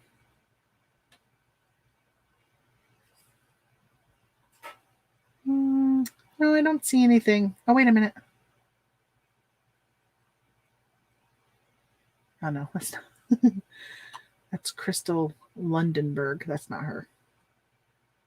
That was for an ex-escort convicted of nearly $6 million fraud with corporate something. Oh, nothing. So I don't know what happened to her. And I've had my share of online friends that have turned into criminals. It's really crazy. Really crazy. I don't know if I should share. So I had a story. All right, so I'll tell you the story. I don't know if I've told it on here or not. I would not want to get in trouble with the post office. They are federal. Of course, that'd be like a felony, right? I guess it would depend on the dollar amount. I'm sure for her dollar amount, because she was sending out so many packages. I think she sold for like, I want to say like Arborn, like the skincare company, or was it Mary Kay? It was something like that too. So she was sending out all those products, all that stuff with all of that shipping. Oh, crazy. So I'll tell you a story about an online friend of mine. It's not reselling related. She was in the same group that this Crystal was in. And again, we would trade stuff. But she was big into couponing. So she would get a lot of stuff with her coupons. And she would, we did a lot of trading. We did this thing where we used credits. So a lot of times money didn't change hands. So I would say, hey, I got this Starbucks Queen mug. Anybody want it? I don't want it anymore. And I would put a value of it on it. So I would say, okay, this is worth $12, right? Or $10, whatever. It would include the shipping. And then somebody would say, hey, I have this eBay tape roll. Anybody want it? This is worth $5. And somebody would say, oh, I could use that. I'll take it for $5. right? So now that person has like sold something for $5, so they have a $5 credit. Well, then they can say, oh, I want your mug, right? But your mug is 12, so I'm going to sell this hand cream for 7. So now they have enough for 12 credits to be able to get this mug for free. So it was all this credits, but it was, I think there was like, I'm trying to think of how many people, maybe 20 people in the group. So it was 20 people. So it was all this like trading amongst 20 people, never money changing hands. And it made it so you could have like so many people amongst you with things that it wasn't, hey, I got this, but I have to trade it for these 2 things, right? It was that somebody else would buy this roll, somebody else would buy this, and somebody else would buy this. So you get that. Hopefully you get that picture. So that's how that group worked. It was really fun. It ran for many years. I was a stay-at-home mom at the time. I had this huge spreadsheet because I would have to keep track of every single transaction. I would save it and then I would upload it into the files of Yahoo groups so everybody could see what what the credits were, and they could let me know if there was an error in a transaction or whatever. So we would go ahead and do this, and it went on for quite a while. And so one day, you become friends with these people. 2 of them had passed away during that time that we were doing that too, which stinks because one time I'd sent off a whole box of boys' clothing to somebody, and it was so unlike her not to let me know she had gotten it. And it was great because I could get rid of my kids' clothes and I would get credit, and then with that credit I could buy myself a coffee mug. It was really, really good. And you had to pay postage, so I guess you had money out of your pocket for postage, but most of the stuff was all stuff people had laying around their house. And I never heard from her. And then finally, a couple of days later, her husband reached out and let me know she had passed away. So that really sucked. All right. So this story, it's not a good story. I'm going to let you know it was not a good story. It's not a good story. It's an interesting story, but what happened is not good. All right. I'm not using names, so you don't know who it is. It is about abuse. So, if you got kids in the room or whatever, or if you don't want to hear the story, then leave my show. I'll let you know. It's not a good story in that case. So we had one of my local friends join this group with me, and we became really good friends with this girl who actually lives over here in this area, in the Watertown area, a couple hours from here. But I lived in Vermont at the time. And we decided we were going to take a road trip and we were going to go visit her. So we went over and we were going to spend the night. We got to her house. We would have never had known what we were going to see. So, she lived very frugally and in this like small ranch and type stuff. It was just her and her kids. She had a second husband she was married to who was not the biological father of her children. And he worked on, I don't know if it was oil fields or wind turbines, but he was always gone for his job. He was never home. So we got there. He wasn't there. It was just her, and she had 3 boys. And first of all, the house was so cold. Oh my gosh, it was so cold. She only heated with wood, and the kids were always angry. They didn't want to go put the wood in. It was so cold. I was freezing all night long. And we opened up a refrigerator at one point. It was completely bare. If I remember right, she had one bowl that had dried peas in it. That was it. She was a huge couponer. She was always getting rid of stuff that she was buying with her coupons. So I'm like, where is your food stash? Because I was a huge couponer back then. We had so much food that we were getting for free, because back then they would double $1 coupon. So I got stuff all the time for free, cereal and stuff. And had no food. And I remember all the way home, my girlfriend and I were like, man, that house was so cold. They had no food. Like, what is she feeding her kids? We were both of us were kind of concerned.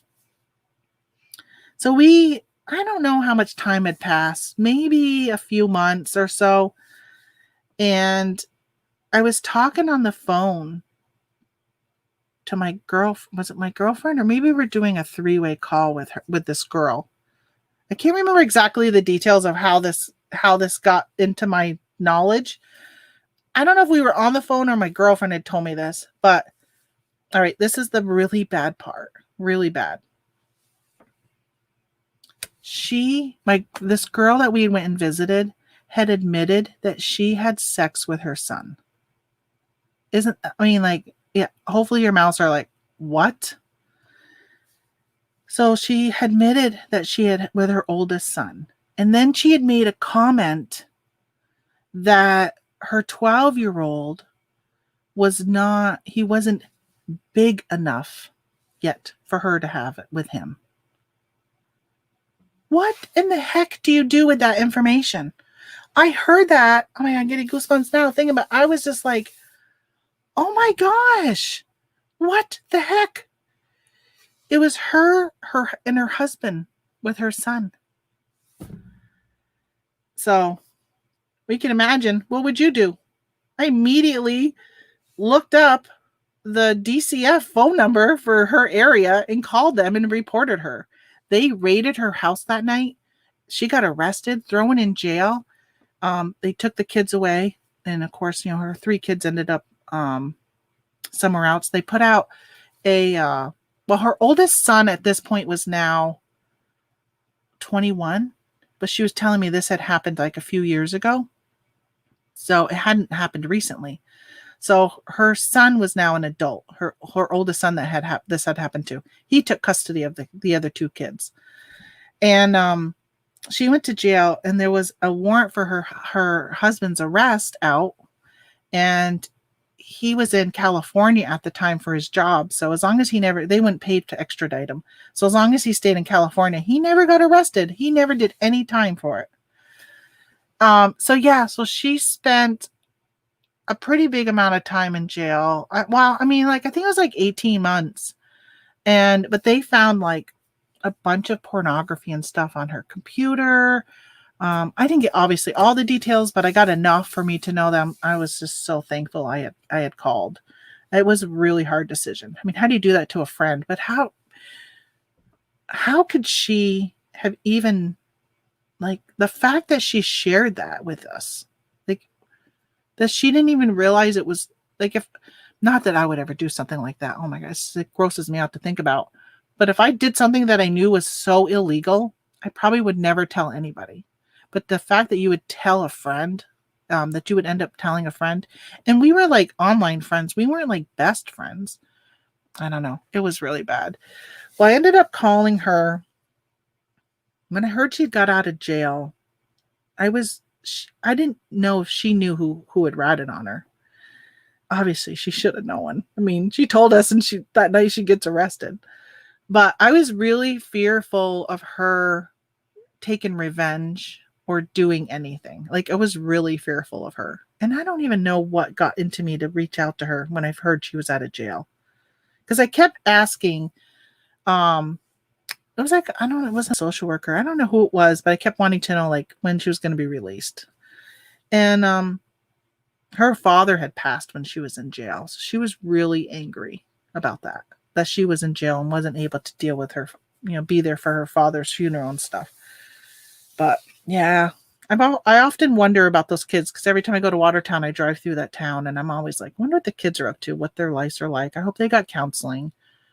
I'm wondering if they ever got back in contact with their mother. I don't know. I wonder if she still lives in the area. I can't remember. It's really weird. I thought about this the other day, but I don't remember her last name. I only remember her first name. So I was going to look her up, but I can't remember her last name. I should ask my girlfriend if she remembers what her last name was. For some reason, I cannot remember it. But yeah. So when you're talking to people online, you don't always know who you're really talking to. I mean, I have learned here. I had this person who frauded the USPS system, who I really considered a friend, would have never had guessed that she was doing that.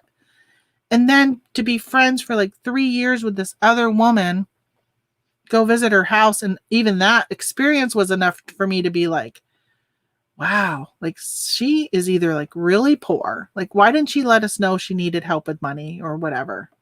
But she wasn't poor. That's the thing. Like, she had money, but she neglected her children. And then for her to share that story soon after that, it was just heartbreaking. That, and like, the betrayal that you feel with a friendship when something like that happens. I know this is not reselling at all, but it is online related, right? So you never know. You never know what somebody's going through. You never really fully always know exactly. I think that maybe that's why I'm like such an open book when I'm on here. Like, I don't feel like I hold much back when I'm talking about stuff that's going on with my life and stuff here. That might be part of why I do that. But yeah, that was a hard thing. So listen, if you're breaking any laws, don't tell me. Especially if it's about children, don't tell me, because I will turn you in. I don't care if you think we're best friends. I will turn you in. That is not right. It's not right. That's sick. Absolutely sick. I hope she got help. Hope they just didn't, which I'm sure they did, just threw her in jail. I hope she got counseling herself, because I don't think she knew it was wrong. That's sad. All right, what a great thing to end Friday on, huh? So, yeah, so what are you all doing? I see 12 of you are still here. So you all didn't leave me during my story. I debated on sharing it only because, it's not reselling related and it's kind of gross. So, but I wanted to let you guys just, be aware. Tommy Bernard was in here yesterday talking about Clubhouse, and he was saying how there's a lot of fakes out there, especially when it comes to your money. Just be careful. If you're going to buy a course, if you're going to buy, you're hiring a coach to help you with the reselling process, because especially if you're going into Amazon, man, there are a lot of people selling stuff to Amazon sellers. Not as much on eBay. Excuse me. Not as much on eBay, but a lot on Amazon. There are courses after courses, ungating after ungating. There are even some ungating, they say, oh yeah, I'll supply you with the information, but I'm not guaranteeing you're going to get ungated, because they have no control over what Amazon's going to say. Excuse me. But you just be careful.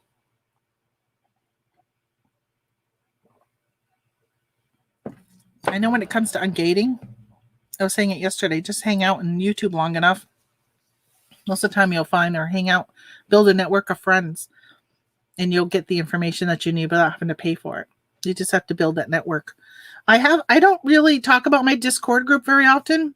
If you want to, down in the bottom of this description of this video, there is a link to a Discord group I run.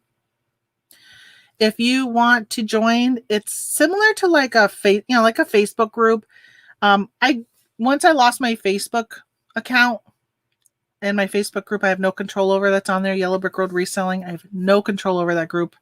I've lost it. I decided I'm not going to build any more groups on Facebook because there's no customer service. There's nothing. If something happens, there's nobody to talk to get anything back. So I'm not going to spend money or do time on my business on Facebook anymore, because it's just not worth the time and effort and chance. So I did this Discord, which I've been using Discord now for 2 years, from an Amazon group that I run. Really, really, really happy with Discord. If you're unfamiliar with Discord, it's just another platform for I don't know if you call it social media, but it's just like groups. And more people are starting to use it. It started with the gaming community. They would do it. And I know there's like a video feature and all that. I just keep it for like the message board. But what's great is when you join my Discord group, you will see that on the left-hand side of the group, there are hashtags with like eBay, Amazon, Etsy, Poshmark, like all these different things along the side of the thing. So when somebody has a question or comment or anything to do with eBay, they will go to that hashtag and they'll put it into eBay. So if you're an Amazon seller and you're not doing eBay or Poshmark or Etsy, you don't have to worry about any of those other comments. You can just go and just read Amazon stuff. And vice versa. If you only sell on those other platforms, you don't have to deal with Amazon conversations. So it's nice. It's not that chatty right now because I think there's only maybe like 40 members or so. I have a couple other Discord groups that are extremely active. It's a small group number of like, I don't know, 10 or 12 of us, and they're very, very active. So what I suggest you do, if you already don't have a small group of people that you can talk to, is join groups like that or join a Facebook group. This is what I did. I joined Facebook groups and I started seeing names and I started seeing people. And I know a lot of people get put off by this, but I would message them and say, "Hey, I'm starting a group. I see you just started. Would you like to join up with me?" And then actually I asked permission if I could post in the group, asking people if they wanted to join a small niche group. And I did it on Scott the bearded picker. He's got a Facebook group called Fortunes and Reselling. And when I first started doing Amazon 2 years ago, I posted in his group. And that's where I got my first group of people that I'm on Discord with. And if you see the Thrifting Goomba, he comes in every now and then. He's in that group. We've been doing that one for 2 years, and I don't think I'd be where I am today without that group of people. It's been amazing, amazing support. When you have 10 people that you can ask questions and bounce ideas off from, it's been great. And then we ended up with a group that came off from my Facebook group that I put it out there. I did a video one day on this channel about networking and said, if anybody wants to join this Discord group for networking, let me know. And I think there's probably 12 people in that one. Extremely active, share bolos, great group. It's mostly Amazon focused. Great people in that group. And then I have one that's just females, because I found in the first group I was in, it was just myself and a girl named Tiffany. And then it was all guys. And then, of course, unfortunately, Tiffany passed away. So then it was just me. And I felt like I was just this woman with all these men. And I was having challenges juggling house stuff with reselling. And I couldn't really talk to the men about it because most men don't fully understand how us women, if we're the main reseller and I don't have help from my husband, but I also then have to figure out, okay, I got to stop what I'm doing when I'm doing this FBA shipment because I got to go cook dinner and I got laundry backing up and I got a house to clean. And, maybe if you got kids, you got to transport, like you got all this stuff. And a lot of those duties, not always, but a lot of the times it's put on the woman in the household. So I really wanted to have a chance to talk to women that were doing this to say, how are you guys juggling all of this? So I have a group called the Queens of FBA. I think that's what it's called. I just call it the Queens. So it's just women in that group. And that group is really great because of that. It's not as active as the other groups, though. People are not as talkative in that group. But that's where, if you see Alyssa, who comes in here every now and then, that's how I met Alyssa. She is a great Amazon seller. Her sales are fantastic. And she is a hustler. I can tell you that. She hustles.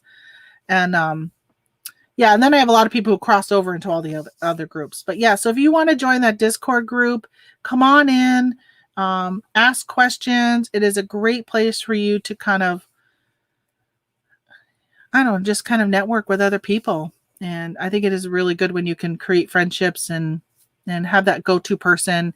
I've mentioned here before, there's times when I've sold something and that first group I'm in, well, I guess there's two the Amazon groups that are extremely active, and we share a lot of the bolos. So if somebody is selling this clean mug, we all go out and we'll buy it. And it's funny because we can see each other on the listings, but we're all very respectful of prices. We don't price tank. We just, if somebody is selling this for $22.99, then we're all selling it for $22.99. It's just really, really good. But there's times when I'll sell something and I'll be like, oh, I sold out. Somehow I messed up. Because one of the things we are really good at is those hot bolos that you get to the store, you list them in the store, and then you go pay for them, and then you've sold out of them before you've even checked out. Well, sometimes that happens, and I'll get home and I'll be like, oh, I bought 12 of these, but it only says 10 on Amazon. Somehow I messed up. I miscounted in the store. So I'll change it to 12. Well, no, 2 are pending, or somehow one wasn't showing, but it was really there. I've heard this story so many times from people. That happens many times. So sometimes I'll oversell something on Amazon because of it's those hot items. And those people have been great where I can say, I don't have any more at my Walmart. Well, does anybody else have one of these queen mugs?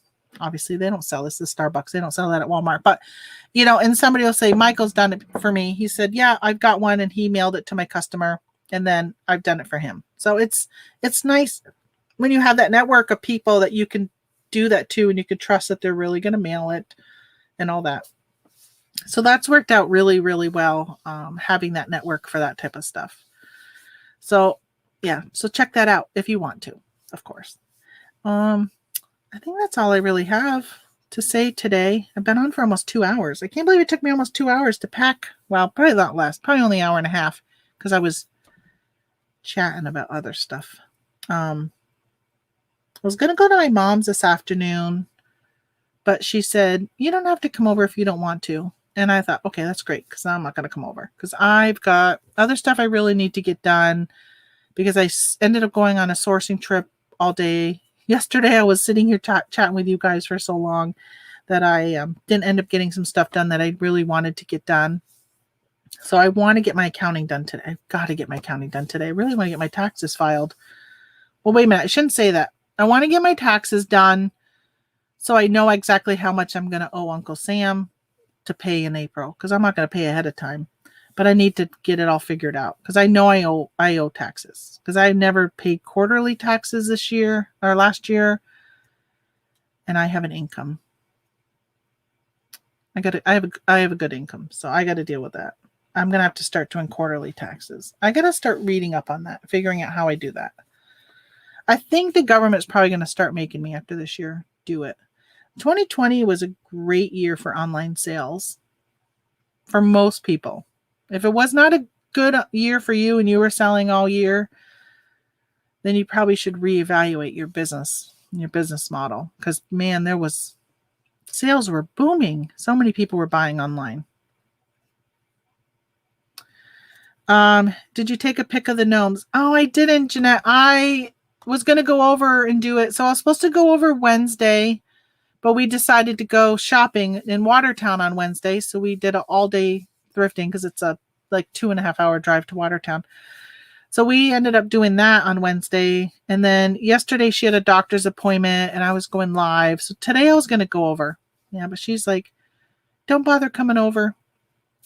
So I said, that's actually good, because I got stuff to get done. She's coming over tomorrow. Probably won't be until maybe, I'm trying to think of when I can get over there next, because I really need to take pictures. I was hoping to I wanted to go over early in the week so I could list them on Facebook Marketplace for her, so she could get them listed in case somebody wanted them for Valentine's Day. I wanted to see, let me see. I think I have a picture of one of them. Oh, she just sent me some pictures today. So she's making St. Patrick's Day ones. Oh, this one came out better than I thought it was going to. Oh, it's a little different. All right, so I'm going to show you a picture. Hey, Nady Pie. So this is not like all of her finished ones, but she's working on, this is like St. Patrick's Day one. She's playing around. She said she cut the beard shorter because, here's this one. So she's been making some that are little girls, but that doesn't look right. I don't know what that green is coming down. She's going to have to fix that. All right, so this was the first one I showed you. This was it before she ended up trimming the beard. So do you like the beard? I'm sorry, there's a glare. Do you like the beard long? Or do you like the beard short? I think I kind of like it longer. Honestly, I think I kind of like it longer, but that would be too long. That would be longer than their body. Let me see if I can find, let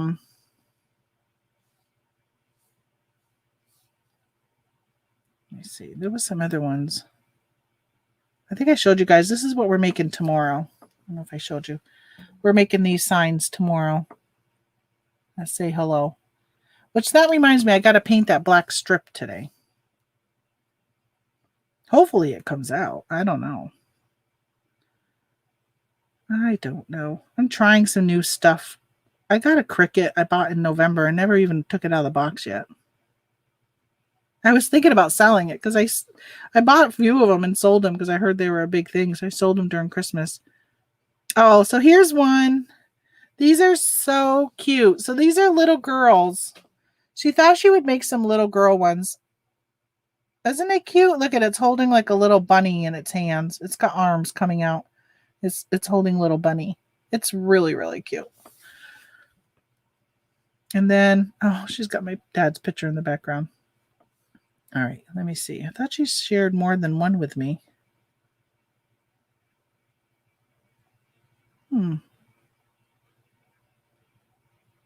Maybe that's all.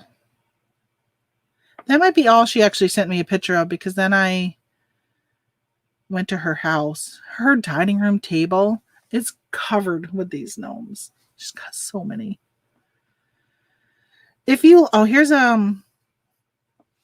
see, I thought this would be cute for Valentine's Day. I can't really see it because it's dark, but it's just a little girl and it's holding like this bouquet of flowers, like a little pink flower. It's really, I think they're really cute. Yeah, that's it. I don't have any other ones because before that was me showing her some other stuff I got. Yeah, so that's it. How tall are they? So she's got, I don't know the measurements, but she's got two sizes. She's got some that are probably like this tall, which is, I don't know how many inches that is. And then she made these little ones. They're only like this tall. They're a lot smaller. She really likes making those smaller ones. So they're not very big, the smaller ones. I can get the measurements of them, but I definitely need to take photos. Maybe I should go over today. I feel like I just need to go over and get it done. But she lives like 35, 40 minutes from me. So it's like a whole afternoon if I go over, and I'll be over there. So that means I don't get any of my stuff done. I don't know. I wish she lived closer. I keep telling her that. Like, wish she lived next door. It would make it so much easier if she lived right next door. My in-laws are thinking about moving over from Vermont. They really love coming to visit us. We live in the country, as you guys know, and somebody was asking me about my turkeys the other day, if they were my, like, ones I raise that I talk about. And I'm like, no, they're wild turkeys that I have. Like 100 of them. I don't know if they're out there today. Oh, yeah, they're in the backyard. So this is my backyard is this way. This is my side yard. So when they're doing this, they're going to go over and cross over. We have a cornfield across the road. Well, it's not our cornfield, but there's a cornfield.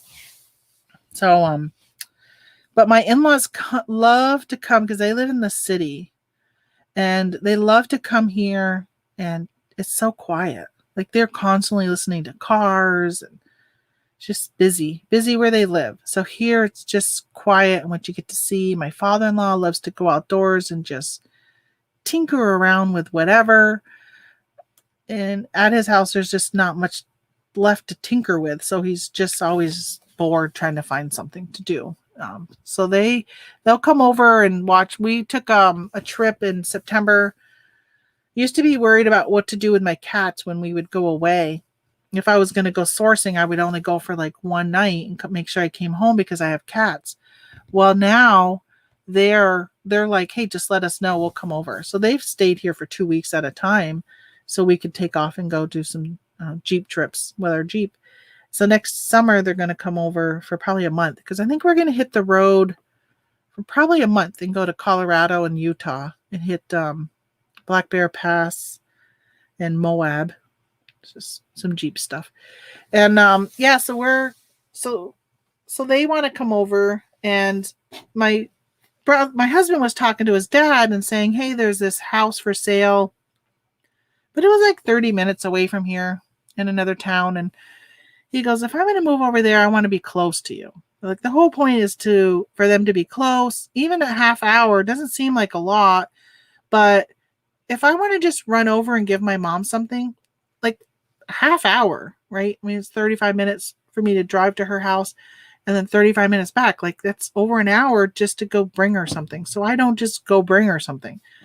And most of the time I'll source while I'm there because that's where TJ Maxx is in that town. And Ollie's is in her town. And BJ's. So I'll go over there to do those. So if I'm going to stop at those places, a lot of times I'll pick her up and bring her with me because she can't shop at a lot of them because they don't have scooters and all that. But yeah, so my father-in-law is like, yeah, I want to live close to you. Otherwise, we're not going to move there. Why move if we can't be close? So we've been kind of keeping an eye out on a place for him because it would be nice. It'd be nice if he was here. Definitely would give my husband something to do. I was listening to, was it on my show or was it somebody else's show? And they were talking about like the why do you resell and all this other stuff. And I'm like, reselling just works really well for me because my husband is retired. And when I was working full time and he was retired, I worked from home at the time when I worked for the government. And he would come into my office and he'd be like, want to go have lunch? Want to go have whatever? And I'm like, do you forget that I'm working? Like, I'm working. I had to keep reminding him all the time, like, well, I'm working. I can't just take off and go to lunch all the time. Like, for the type of job I had to be available, like, all the time. And I was a manager of employees that were in every state and territory. So I had the Virgin Islands, Puerto Rico, and Guam, as well as all of the U.S. And I'm like, so it was hard for me to even take an hour, like, for lunch. But now that I have this type of job with him being retired, it is awesome. Because when he's like, want to go get lunch? I can be like, hey, sure. Yeah, let's go grab lunch. Let's just drop off our mail on the way. And then while we're out, why don't I swing by and see if there's anything at this store or this store that I can source. So I really like it. Did she ever get someone to help her? Help her with what?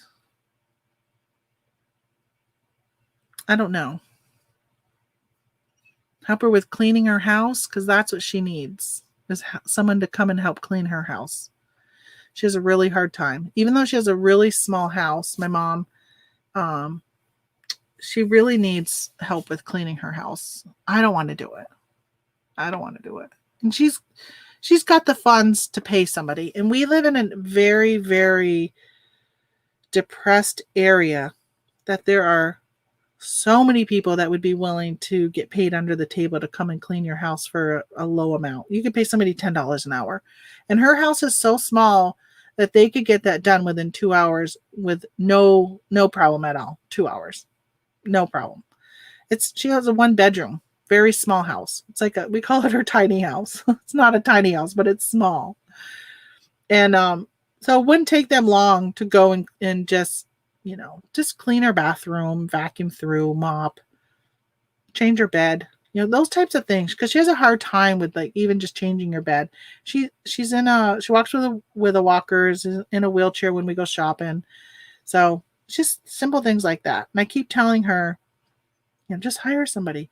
But you know how you have to like clean your house before your cleaner comes? That's her problem. She can't get it to the point where she's like, okay, now a cleaner can come. And if she could just get it to that point once, and then just maybe it would be easier for her to keep it up. But right now, she's doing those gnomes, and she's got gnome stuff everywhere.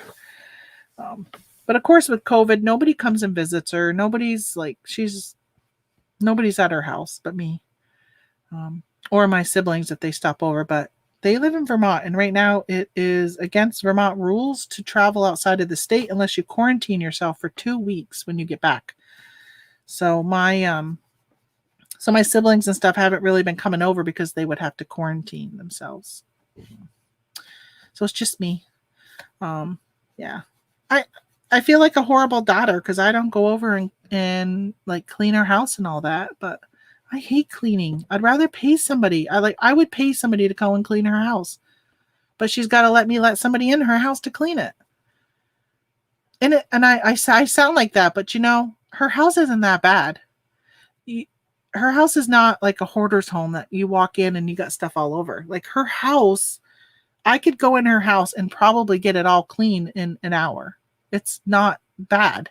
It just needs to be vacuumed and mopped. Like it's just vacuuming up the fur pieces from her gnomes. It's not bad. But my mother is the type, and I don't know if she's listening, but growing up, she was like one of those white glove mothers. Like everything had to be spotless. She would take the white gloves and check. She wouldn't literally, but that's the thought in my mind, was checking to make sure there was no dust. We used to call her, what is that actress? No wire hangers. Joan Crawford? Is that who it is? We used to call her that after that movie came out.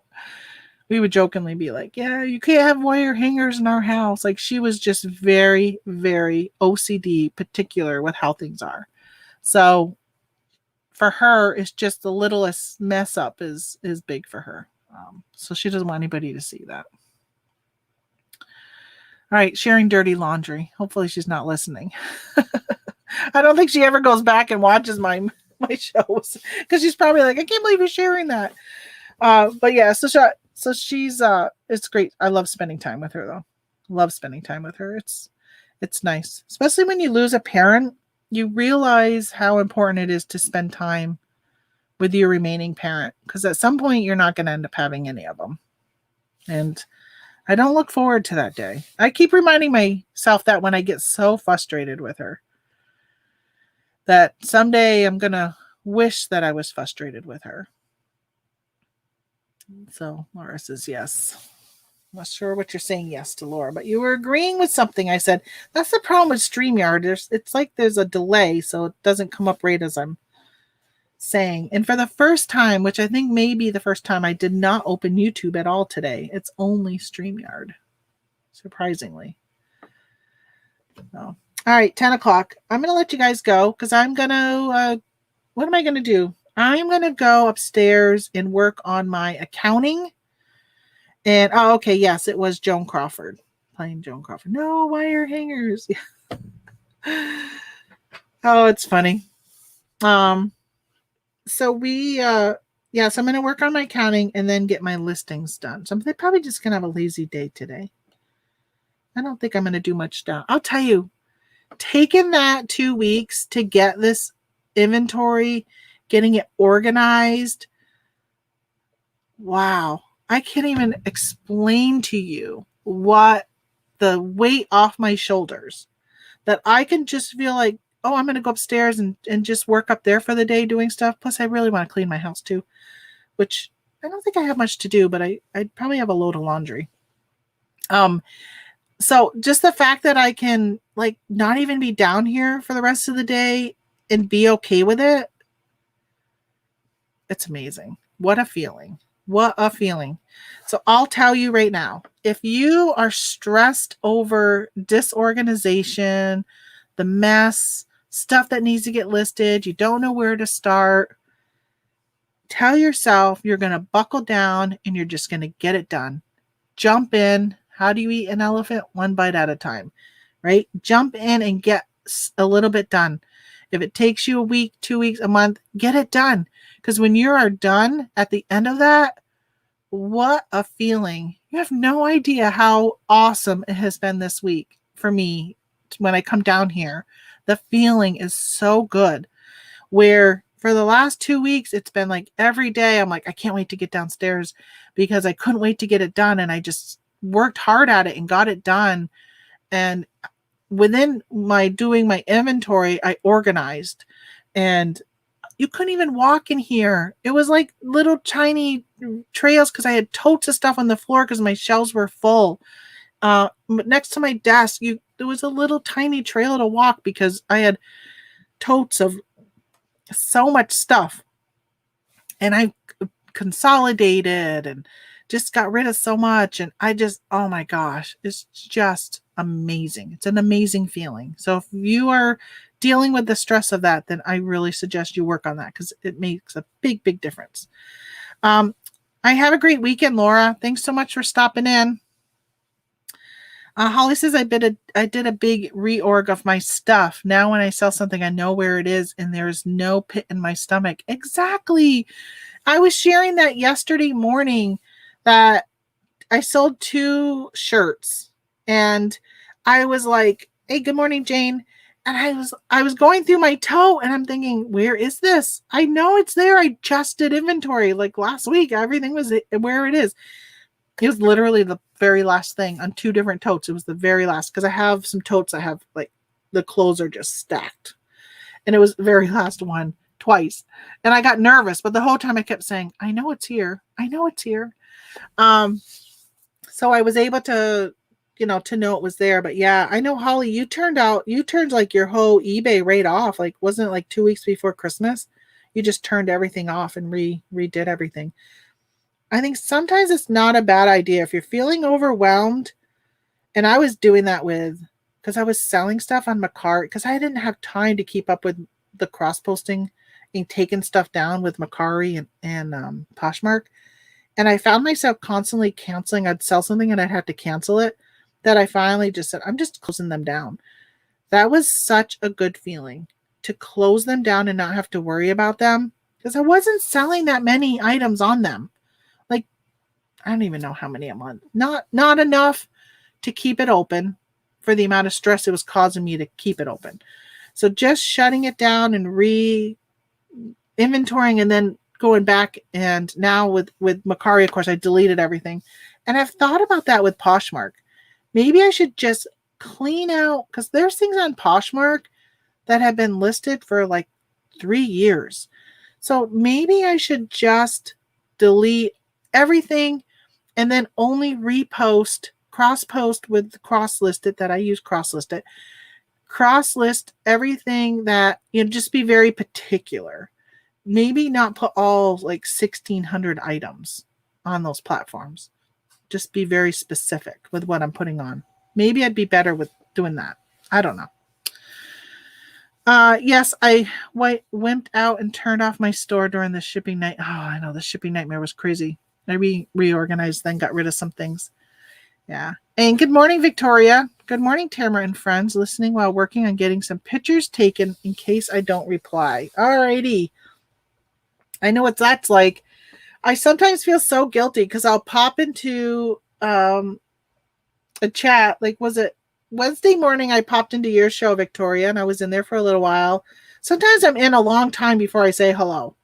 Like, I could be in from 7:30 to 8, and I don't say hello till 8 because it's from 7:30 to 8. I'm showering. I'm listening to you guys while I'm showering. I'm getting ready, blow drying my hair, like doing all that stuff. And then at 8 o'clock, I'm finally ready, put my glasses on. And then I'll be like, "Oh, good morning," but I've been listening to a half hour. And then, but Wednesday I was doing that. I was talking, and then Jennifer had said, "Hey, Tamara's only how many away from, I can't remember, from 1,000." And so people were sharing. And I think I was there for like 5 or 10 minutes later. And then my mother came out of her room because she had spent the night. And she started talking to me. She was doing something. So I had to turn your show off. And I felt so bad because people were talking and going and liking and subscribing and doing all this stuff with my channel. And I'm like, now I got to leave. I hate that. I hate saying hello and then not being there to always say hello back to people. Because once you say hello, then all of a sudden you hear, "Good morning, Tamara. Hi, Tamara. Hi, this, hi, that. Hi, Yellow Brick Road." And I want to say hello back to everybody. But I'm not always like easily available to be able to say that hi back. Because sometimes I just say hi just so you know I'm here. Yeah, that's hard. Yeah, I'm getting ready while listening. I feel bad, Christina Martin. I do that sometimes. I'll now only turn their show on mostly when like this morning. I didn't tune in this morning. I've been sleeping in a little bit later lately. I didn't get up until 7, I think it was this morning. What did I listen to when I showered? Oh, I was listening to the Auction Professor. Oh, no, that was last night. He had on the 2 gentlemen from Pure Hustle podcast. Oh, I was listening to Inventory Lab did a video. They were talking about how like the steps when somebody submits a suggestion and what's the steps and stuff. So I listened to that and I wish I could just get back that hour I listened to that, because everything they said is all stuff I pretty much knew, because I used to work in that realm with the government. I did a lot with their systems and beta testing and all that. So I knew kind of what they were saying. Everything they were saying, I knew the lingo, but it was nothing new to me. So afterwards I thought I probably didn't even really need to listen to that. Jane says, I don't have any inventory over 7 months. Sales have been good. Wow, that is great. I've been running sales on my old inventory to try and clear it out. I have a hard time. At some point, I need to say, okay, it's been listed for 3 years. You've dropped the price down to, whatever price. You just need to figure out what to do with it, pull it or whatever. Because I'm at the point where I've got like 1,700 listings, 16 something. How many listings do I have? Oh, I got an offer on something. I got to go to my mailbox so I can refund that girl. I got her shirt 2 days ago. 1,662 items. So I am paying every month because I'm going over my 1,000. And although I've moved a lot of stuff to collectibles, I'm still getting charged insertion fees.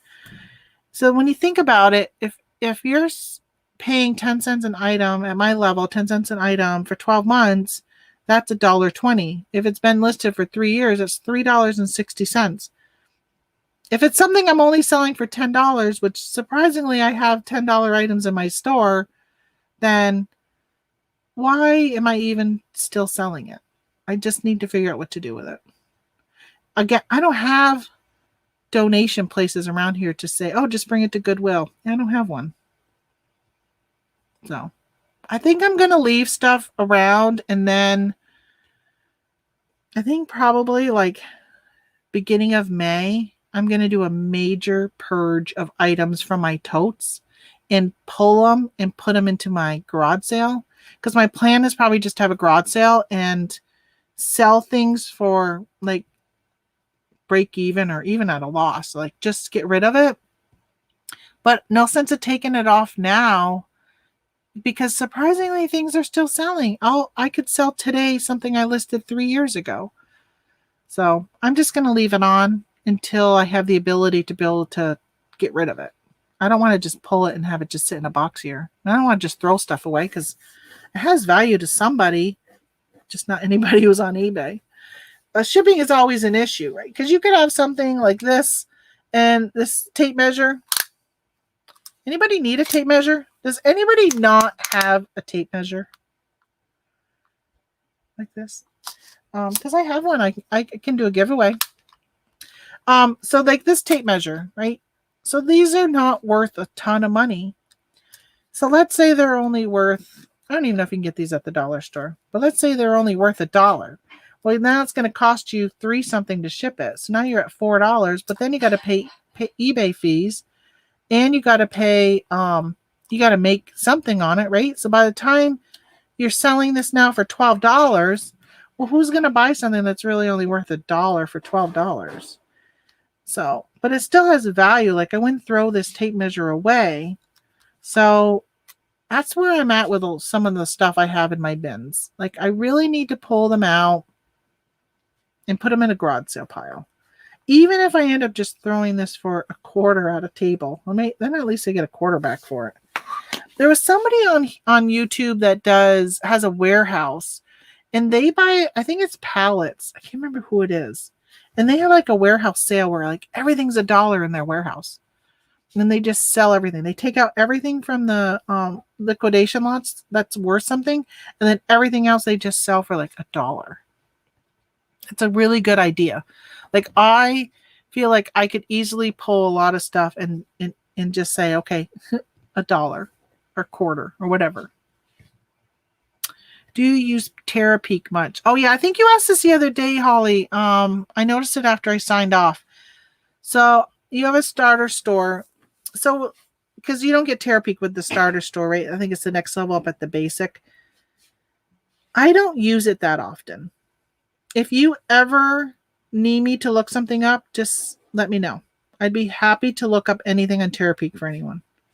I don't, most of the stuff I sell, of course, I sell mostly RA items, retail arbitrage. So they're new. It's not a lot of oddball, one of a kind, something that only sells once every 2 years.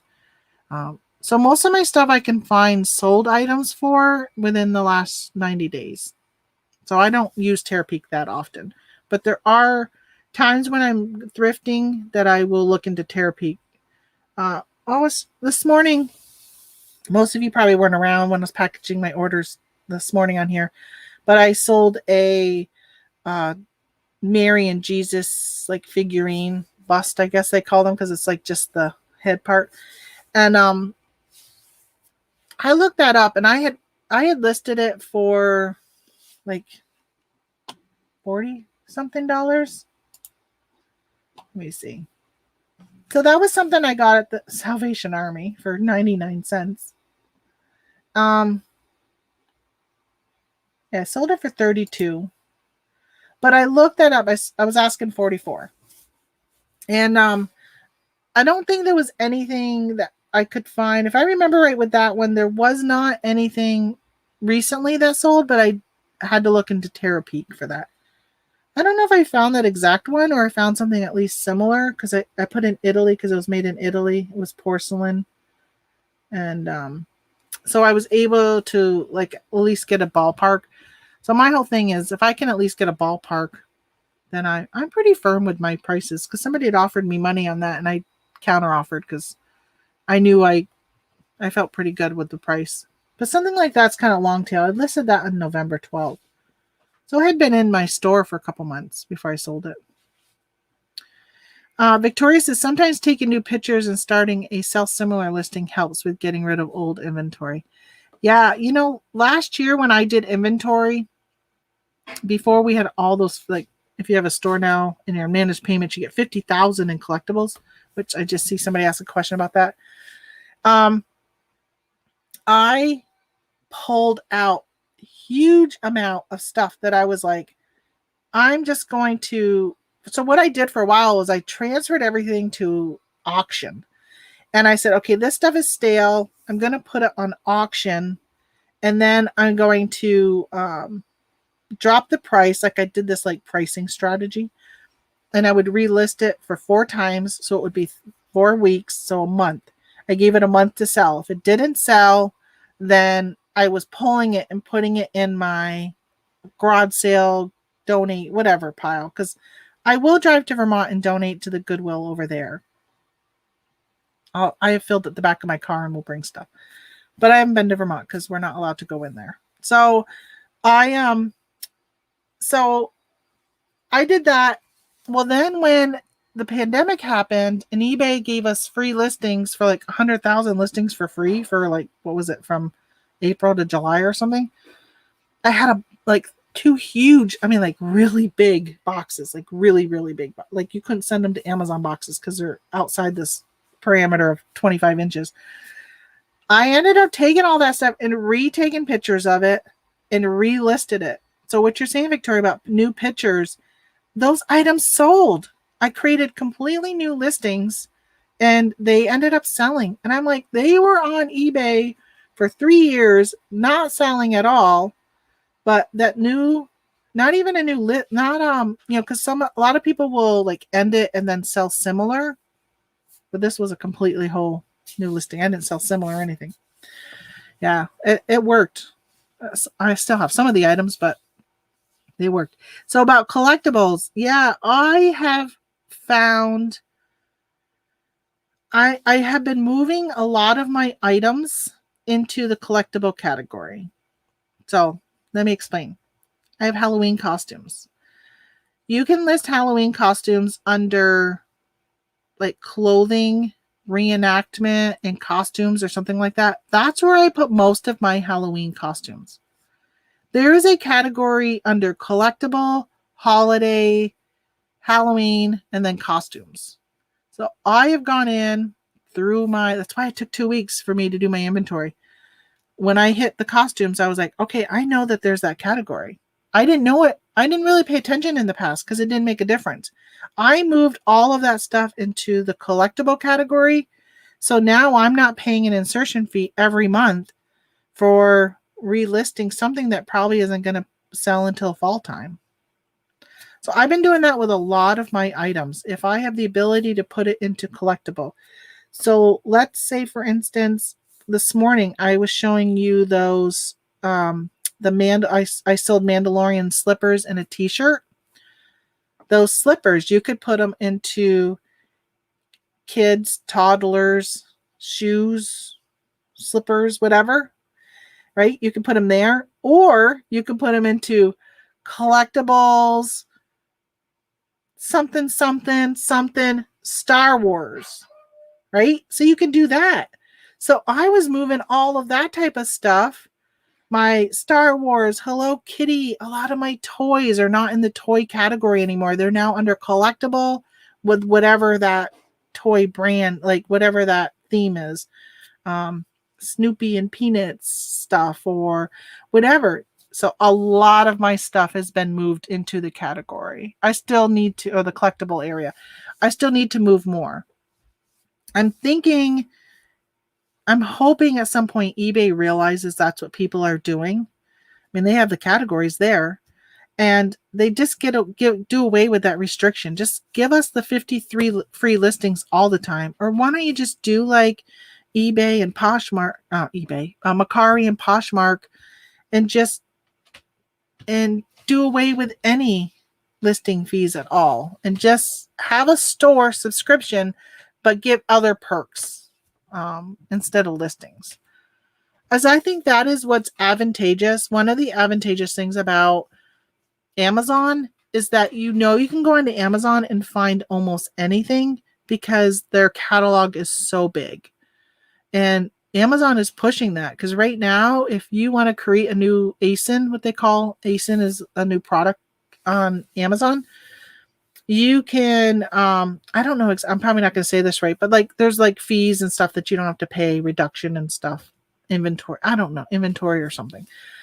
I don't do that, so I don't pay attention to it, but I know it's something that they're promoting right now to get people, private label mostly, to create more products to put up on their platform, where eBay isn't really giving you that incentive unless right now they're really just driving what sneakers, watches, and the collectibles. Like, there's not a lot of push for other stuff. It's almost like they're saying, hey, we don't want you to come on here and sell your clothes, right? Because we're going to charge you a lot more than if you were to sell these other products. So what would you recommend for a setup to take pics for eBay that's not insanely priced? Wow, did you see my area? See right here? That is my photo area. It is just a folding table from Walmart. These lights, they were not very expensive from Amazon. I took the umbrellas off of them. And then that is just a bed sheet as a white backdrop. This green is just to protect it from the cat. Up here, my husband just installed, this is a big LED, like weird light bulb, but he installed this right over my table. So I wouldn't have to get like a ring light or something to come from up above. I took pictures for the first time yesterday with it, and I did find that it's different because I'm used to taking pictures straight over my item, so it's square in my photo. But now I have to go at an angle because the light is reflecting off from the items I'm trying to take pictures of, unless it's like clothes, it would be fine. So yeah, that was really inexpensive. I had somebody over at the house the other day that I was talking to about getting started on eBay and Amazon and stuff. And I was telling her, actually showed it to her, it's buried or I'd pull it out. But I just went to the dollar store when I first started and bought that white foam board. And I put one on the bottom. I put one on the sides and on the back. And on the back, it went higher than on the sides. So if I needed something that was tall, it was nice because I could put it right there and it would still be in the white. And that's what I used for the longest time, was just that white box that I made. Now, the problem is just keeping that clean became an issue at times. Just like that, it's hard because the cat jumps up on that, my black cat, and he leaves his black fur everywhere. I need to find a better, I got one of those lint rollers, whatever, the sticky ones. Peeling those suckers are so hard. Like, I end up having to take a whole chunk to peel it. I need to find a brand that peels really, really well, because that one does not, the one I have does not work. And I think I was at Ollie's and I bought one. I think I threw it away. I think I used it once and I'm like, this is worse. I think I just chucked it. I'm just looking to see if I put it somewhere because I didn't like it. I think I threw it away. But yeah, so that was pretty this is inexpensive. I mean, it's a bed sheet. You can pick up a white bed sheet at Walmart. That I bought this backdrop off Amazon. And when I got it, I was like, it's just a bed sheet. So I've actually thought about selling white sheets as backdrops on eBay and Amazon. Don't pay for either. Just use Canva to resize so the photo room name does not show on your pics. Oh, I use the photo room app to take pics. Do you have to pay for that photo room? Because I was listening to Tommy Bernard's show the other day, and him and Tracy were talking about something, and I think Tracy said the photo room, but then they were talking about buying a new app they were watching a video on.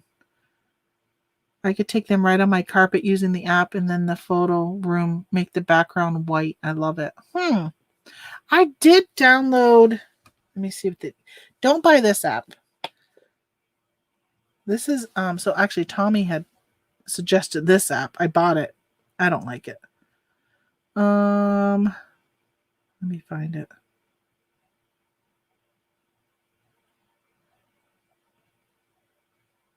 No, it's not that one. Man, I got a lot of apps I don't use.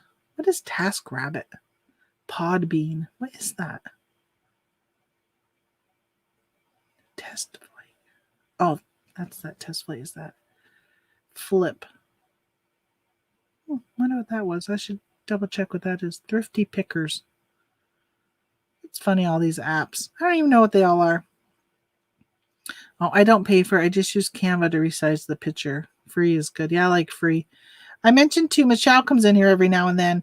She's got a I can't find that app that I paid for. I don't know what I did with it. Yeah, Michelle's got a camera that somebody uses to it's like like a Sony camera or whatever, Canon. But for some reason they can't get this picture square. And so I told her, because she was uploading them, selling on like Poshmark, and on Poshmark you have to have a square photo, and her photos were always distorted or cut off or whatever. And I said, why don't you go to Canva, just take the picture, upload it into Canva, and it will just help make it square, and then download the picture and then use that. It is time consuming. I do like that on my phone. On my iPhone, I just take a square picture. I don't have to worry about using another program now to resize it. But when I was selling, like I had some long dresses, long evening wear, that type of stuff. When I put it on the mannequin and I had this long thing, you can't take that in a square, because even in this size of a background, by the time I backed up to get the whole dress in, you could see, like, okay, this is my square. You could see all of this behind me in the picture. And I mean, this right here, I would remove before I took the picture, so these wouldn't be hanging. I haven't been doing clothes in a while, so this stuff has been up here forever. So what I ended up doing was I would take that picture, crop it down to a rectangle, and then, like you, Victor, I would put that into, there's Michelle. I would put that into Canva, and I would just sometimes I wouldn't have it, just because Poshmark doesn't care if it's a white background. So I would take like I was selling a wedding dress that was ivory color, not white. So I took like a really light ivory, like, background that was like with it. It was like kind of like matched it type of thing. And it looked better than if it would have been on just plain white. So yeah, I love Canva, the free. I did do the, like, I think twice I've done the month trial. I did under one account. I think I got like 3 or 4 accounts on Canva. And I like paying for Canva. I like some of the options they have, but I don't use it enough to warrant paying for it all the time. So I just do the free. So my photo setup is similar to Craigslist hunters in front of a window. I add lights as needed. I haven't seen what he does. I haven't watched his channel in a really long time. Yeah, I was thinking about the foam boards idea, but I also have 3 cats. Yeah. So see, I put that green. My sister had given me a green screen. I was going to hang it behind me so I could have a green screen. It's too tiny. It doesn't fit. I would have to sit like this and talk to you guys. You don't want to see me that up close all the time. So I got to find out the camera that so I was watching the Bearded Pickers show yesterday afternoon from the morning, and Steve uses his GoPro, and I think Scott might do it too. But then Dan came on, and Dan uses a camera that's so nice that I got to hook up my GoPro and see how I can use that as my webcam. I don't know. That'd be nice. So my whole thing is, if you have that foam boards, you just need to remember to put something on it. So cover your foam board, or I would take my foam board when I wasn't using it, I would flip it upside down. And then the cats couldn't get in it because it's flipped upside down. They're not going to jump on it or anything. This one, if I didn't have this, I would take my tote and I would actually put the tote up there, and that's just enough to distract them to not jump up on it. But yesterday, as you saw live, if you were here, the black cat, he jumped right up on that table. So when it's clear like this with nothing on it, that is saying, hey, jump up here and lay down and stretch out and do whatever. So I like to try and remember to put something on there. So normally I would take the tote yesterday I took a bunch of pictures sitting in a tote right here of all the stuff I took pictures of. And I would actually put that tote up on that. It's just enough to distract them. And then I've also been really good at trying to remember to give them a spot in my basement. So I got this pillow. I kind of showed this earlier. But all right, see this right here? That was like a leopard pillow that I got free. And anytime I have a basket, even a box on its side, the cats like to lay in it. So I put that pillow here to kind of give them something to lay in. And I put it over there because he likes to lay right next to my feet, right next to my chair. And it ends up, I've run him over. Like there's a chunk of black fur right there because I don't know he's there. And I go to back up and then I hear him crying. It's because I ran him over and got a piece of his fur stuck under my tire. But I'm like, stop sitting there. Stop sitting there. All right, so let's see. I have never heard of InstaSize. Yeah, I've never heard of InstaSize also. So Michelle mentioned that. InstaSize. All right, so I'm definitely Photo Room. I'm going to have to check that out because I'm almost positive I heard Tracy mention it the other day. But I haven't checked it out. You don't have pets to worry about. You're lucky. Sometimes I wish I didn't have pets. But other days, I'm so glad I have my cats. They definitely provide me with comfort, especially that black one. He's become my baby. I bought white poster board at the dollar store for 50 cents. What? It's not a dollar store for charging 50 cents. That's good, though. I put it away when not using it. Yeah, so I think that's the thing is just sometimes I forget to put it away. Sometimes I forget to cover that. I've gone through many rolls of that sticky lint stuff to get cat fur off from my table. And then if he does it after he's come right from outdoors, there's like dirt spots. And I want to get a vinyl. I'd love to find something this size, but made of vinyl. That way I could just wipe it. I got all these disinfecting wipes. I'd like to use them. But every time I look online, I've not found one that I really like. It usually has some type of printed, like some design on it, or even though it could be just a minute design, I want it just to clear. Wait, um, I have a photo box now. I've been thinking about getting a photo box, Michael, but every time I look at them, well, they're small. And so what do you do when you're selling like a Monopoly game? Does that fit in your photo box? Because that's my issue. Is I don't always sell really small items that fit in a photo box. So I would have to have another type of area to take that type of pictures in. And that's what I was dealing with yesterday. I listed 2 items, or listed 1 item. I got to list the other one today. That was a game, a board game. And I like to take the whole board game. I put the board, opened up the Monopoly. I had a Pokemon Monopoly game I listed yesterday. So I put the Monopoly game board out, but then I put all the pieces to show in a picture that everything is there. And it just doesn't fit. I can't imagine if I had a photo box, it would fit. But I guess that would just be, and as long as I had another option for that, maybe a photo box would be good for even if it's 50% of my items.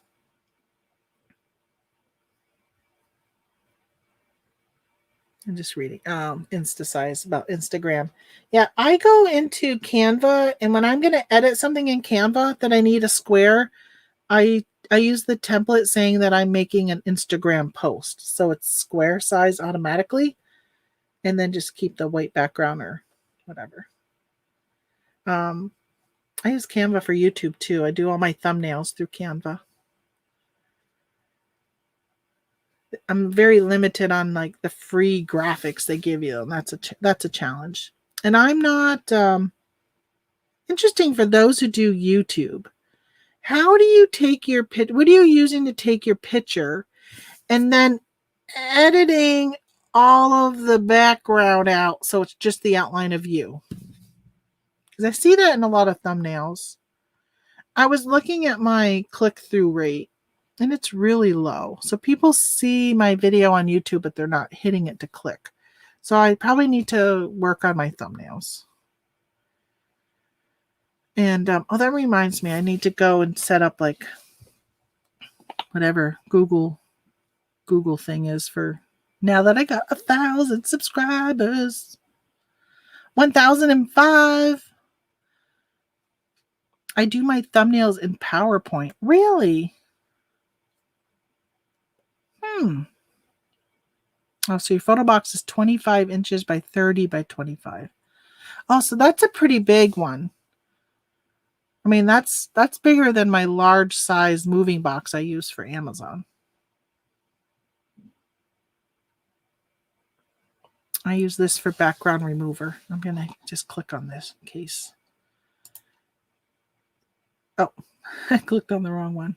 I use Pixabay to download royalty-free pictures and then upload to Canva. Okay. So I have done, they're probably illegal. Every now and then I'll just Google image and then grab it and throw it in because I figure, somebody complains, I'll pull it down. But nobody's complained. I'm too small for people to worry about. Not big enough. Reminds me. Oh, I think it's upstairs. My planner. I need to update my planner. And I need to do that other video too. I wanted to do on Mile IQ. I got to do that today. There are advantages to being a small YouTube channel. You can get away with some things that other big YouTube channels would bring eyeballs to. So that helps. I wanted to hit. Wait a minute. Where is it? Oh, I guess I did hit it. It's on the screen. Oh, Tamara, you goofy. I wanted to make sure that website for remove.bg was on there. All right. Well, folks, I'm going to let you go because honestly, I thought I was only going to be on for maybe an hour today while I packaged boxes, and it's now been 2 hours and 43 minutes. So I want to go get some other stuff done besides sitting here. It's so easy. Time, as Victoria knows, that's why she put her little timer on to go off at 8:30 because time goes by so fast when you are sitting on a live. You have no idea how all of a sudden you're like, It's been 2.5 hours. Or, oh my gosh, it's been 8 hours. I've been on here for 8 hours. I've done that many times. And I'm like, I have no idea. But it is great. Sometimes I'd rather just stay here and talk to you guys than go get other stuff done, like my laundry and accounting and taxes. But I really got to go get that stuff done, or it's just going to stay on my to-do list.